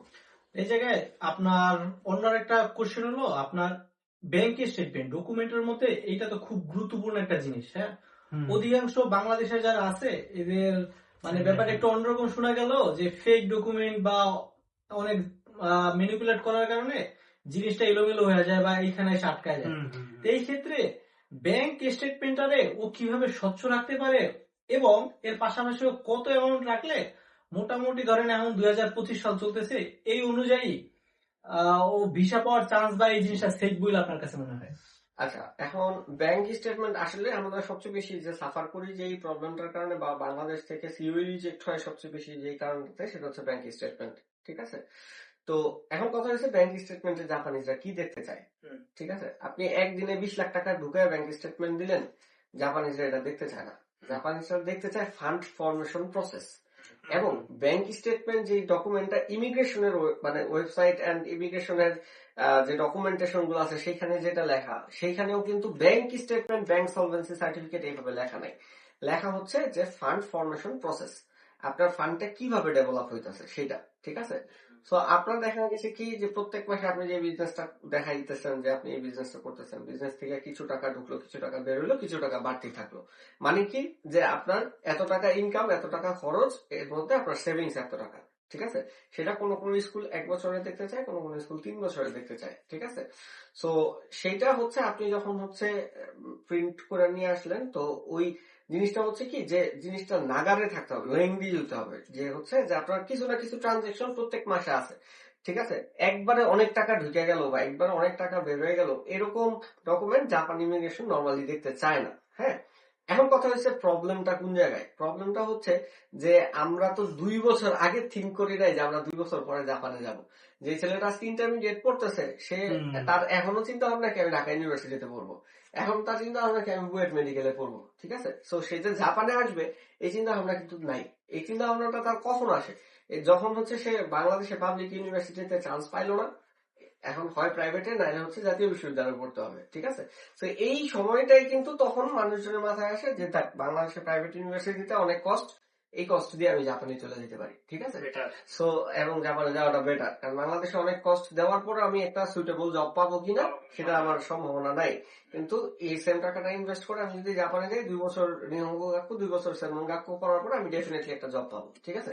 সো এই সিওরিটিটা থাকার কারণে তখন হচ্ছে সে চিন্তা করলো কি তাহলে আমি জাপানে যাই, কিন্তু তখন তো তার 2 বছর আগের স্টেটমেন্টটা নাই, ঠিক আছে। সো দেন একটা প্রবলেম ক্রিয়েট হয়, ঠিক আছে। সো এই প্রবলেমের আসলে সলিউশন আছে, কিন্তু এটা অন এয়ার হয়তো বা বলা যাবে না, ঠিক আছে। সবই বলা যাবে, অন এয়ার বলা যাবে, সবই বলা যাবে, কোনো সমস্যা নাই। আচ্ছা, এই প্রবলেমের বেশ কিছু সমাধান আছে, বাট এই সমাধান আমার বাবার কিন্তু ব্যবসা আগে থেকেই, কিন্তু আমার বাবার কোনো ব্যাংক অ্যাকাউন্ট ছিল না। তো যেহেতু ল্যাঙ্গুয়েজ আপনার শেখা শুরু করা থেকে মোটামুটি 6 থেকে 9 মাস সময় লাগলো, এটা অনেক ক্ষেত্রে লেন্দি হইতে পারে, কিন্তু মিনিমাম ধরেন আপনার 8 মাস 9 মাস সময় লাগতেছে। এই ক্ষেত্রে ও ঝিকার নাই না। আমার বাবার ধরেন 3-4 ট্রানজাকশনে 2-3 সপ্তাহের মধ্যে 15 লাখ টাকার মধ্যে ঢুকায়া, যেহেতু 15 লাখ টাকা অ্যামাউন্ট হয়ে গেছে 2-3 সপ্তাহের মধ্যে আমরা 2-3 বার ঢুকাইছি, পরবর্তীতে আমার দরকার নাই, কিন্তু এর পরবর্তীতেও আমরা কিন্তু প্রত্যেক সপ্তাহে দেখা গেল কিছু 40,000 টাকা উঠাইছি, আর পরবর্তী সপ্তাহে দেখা গেল 2-1,000 টাকা কম ঢুকেছি বা 2-1,000 টাকা বাড়তি করে। আমি এইখানে হচ্ছে একটা কথা বলি, সেটা হচ্ছে যে আরো একটা বড় মেজর ইস্যু, সেটা হচ্ছে যে আমাদের ব্যাংক স্টেটমেন্ট জমা দেওয়া লাগে 2 বার। একবার হচ্ছে যখন আমরা সিওই এর জন্য অ্যাপ্লাই করতেছি, জাপানে আসতেছে ডকুমেন্টটা, তখন হচ্ছে একটা ব্যাংক স্টেটমেন্ট জমা দেওয়া লাগে, যেটা বললাম যে 3 বছর বা 1 বছর, কোনো কোনো স্কুল 3 বছর চায়, কোনো কোনো স্কুল 1 বছর চায়। তো এই জায়গায় একটা ডকুমেন্ট আমরা সাবমিট করতেছি, ওই ডকুমেন্টটা হয়তোবা আমরা ফ্যাব্রিকেটেড করতেছি, হয়তোবা ম্যাচিং অ্যাকাউন্ট দেখাইতেছি, ঠিক আছে।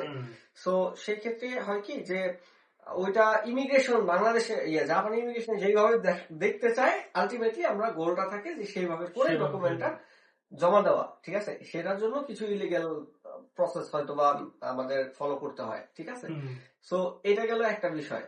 আর ব্যাংক স্টেটমেন্ট আরেকবার যখন আপনার সিওই চলে আসবে এবং আলটিমেটলি আপনি যখন বিএফএস এ ফাইল জমা দিতেছেন এম্বাসিতে সাবমিট করার জন্য, সো ওই সময় হচ্ছে 6 মাসের ব্যাংক স্টেটমেন্ট দেখাইতে হয়। সো ইন কেস যদি হচ্ছে আপনার এখন মানে সিওই এর জন্য যখন অ্যাপ্লাই করলেন, ইন দ্যাট টাইম যদি নিজেদের অ্যাকাউন্ট নাও থাকে বা নিজেদের অ্যাকাউন্ট থাকলে সেটাতে ট্রানজাকশন না থাকে বা বড় ট্রানজাকশন আপনার থাকে, বাট এরপরে হচ্ছে 6 মাস পরে হচ্ছে আপনার যখন সিওই আসবে, সিওই আসার পরে যখন আপনি ভিসার জন্য অ্যাপ্লাই করতেছেন, ইন দ্যাট কেস তখন ডেফিনেটলি নিজেদের অ্যাকাউন্ট থাকতে হবে এবং ডেফিনেটলি ওই অ্যাকাউন্টটাতে একটা বড় ট্রানজাকশন মানে লেংদি ট্রানজাকশন থাকতে হবে, বড় না লেংদি। এই জন্য করেন কি যে প্রত্যেক সপ্তাহে কিছু না কিছু 500, 1000, 2000, 15,000, 10,000 যাই হোক ঢুকান বের করেন, ঠিক আছে। একটা নির্দিষ্ট অ্যামাউন্ট 50,000 একটা অ্যামাউন্ট রাখলেন, সেই 50,000 রোলিং করতে থাকেন, ঠিক আছে। এক অথবা আপনি কারোর থেকে হচ্ছে 5,000 টাকা পান, বিকাশে না নিয়ে ব্যাংক অ্যাকাউন্টে নেন, ঠিক আছে।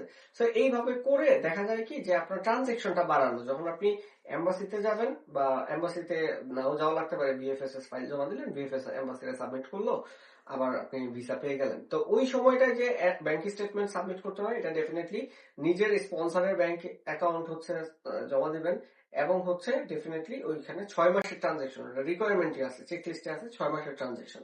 তো এই 6 মাসের ট্রানজেকশনটা যেন আপনার থাকে, এই জন্য যখনই আপনার মাথায় চিন্তা ভাবনা আসলো যে আপনি জাপানে আসবেন, ল্যাঙ্গুয়েজ করতেছেন, তখন থেকেই আপনার ওই যেটা হচ্ছে আপনি বিএফএস এ জমা দিবেন সেইটার জন্য একটা ব্যাংক অ্যাকাউন্টে কিছু কিছু ট্রানজেকশন করে রাখা ভালো, এই আর কি।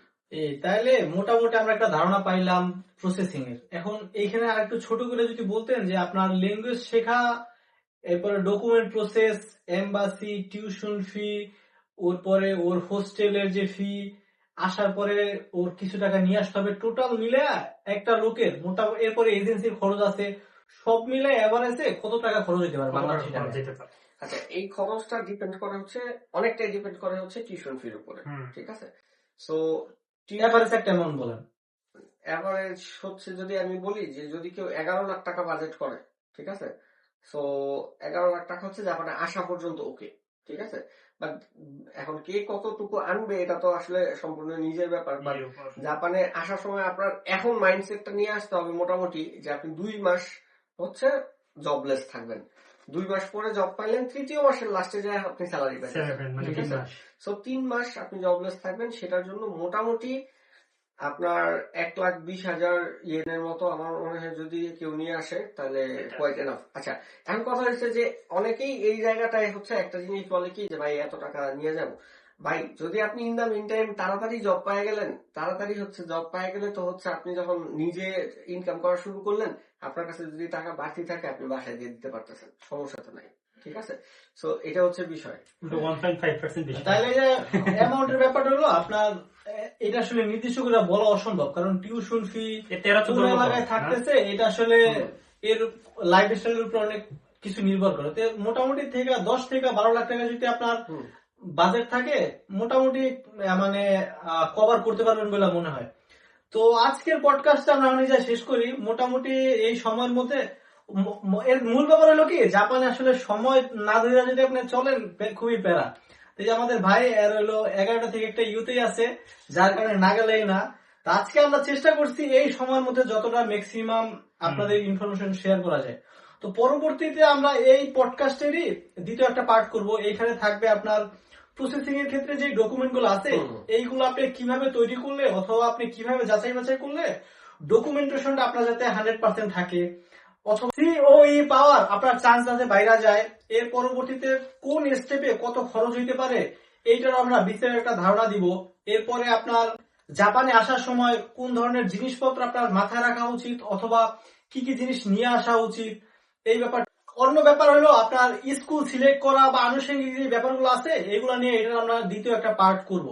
এর বাইরেও আমরা যে আলোচনাগুলো করছি এর বাইরেও যদি আপনাদের কোনো ধরনের প্রশ্ন থাকে যে ভাই এই ব্যাপারগুলো যদি আমরা জানি আমাদের ক্ষেত্রে উপকার হয় বা এগুলো আসলে জানা দরকার। আপনারা আমাদের মেসেজ অথবা কমেন্ট করতে পারেন, আমরা আমাদের জায়গা থেকে চেষ্টা করব খুব দ্রুতই এটার পার্ট 2 নিয়ে আসার জন্য। এই তো, এত সময় পডকাস্ট শোনার জন্য আপনাদের অসংখ্য অসংখ্য ধন্যবাদ। আরিগাতো গোজাইমাসু। আর পডকাস্ট যদি ভালো লাগে অবশ্যই লাইক, কমেন্ট এবং শেয়ার করতে পারেন। সাবস্ক্রাইব। আর যদি কোনো ধরনের মন্তব্য অথবা কোনো ধরনের সাজেশন থাকে এটা অবশ্যই আমাদের জানাবেন। গালিগালাজ আমরা খাইতে রাজি হ্যাঁ, আছি। দেখা হচ্ছে পরবর্তী ভিডিওতে। Bye bye. বাই। সায়োনারা, আল্লাহ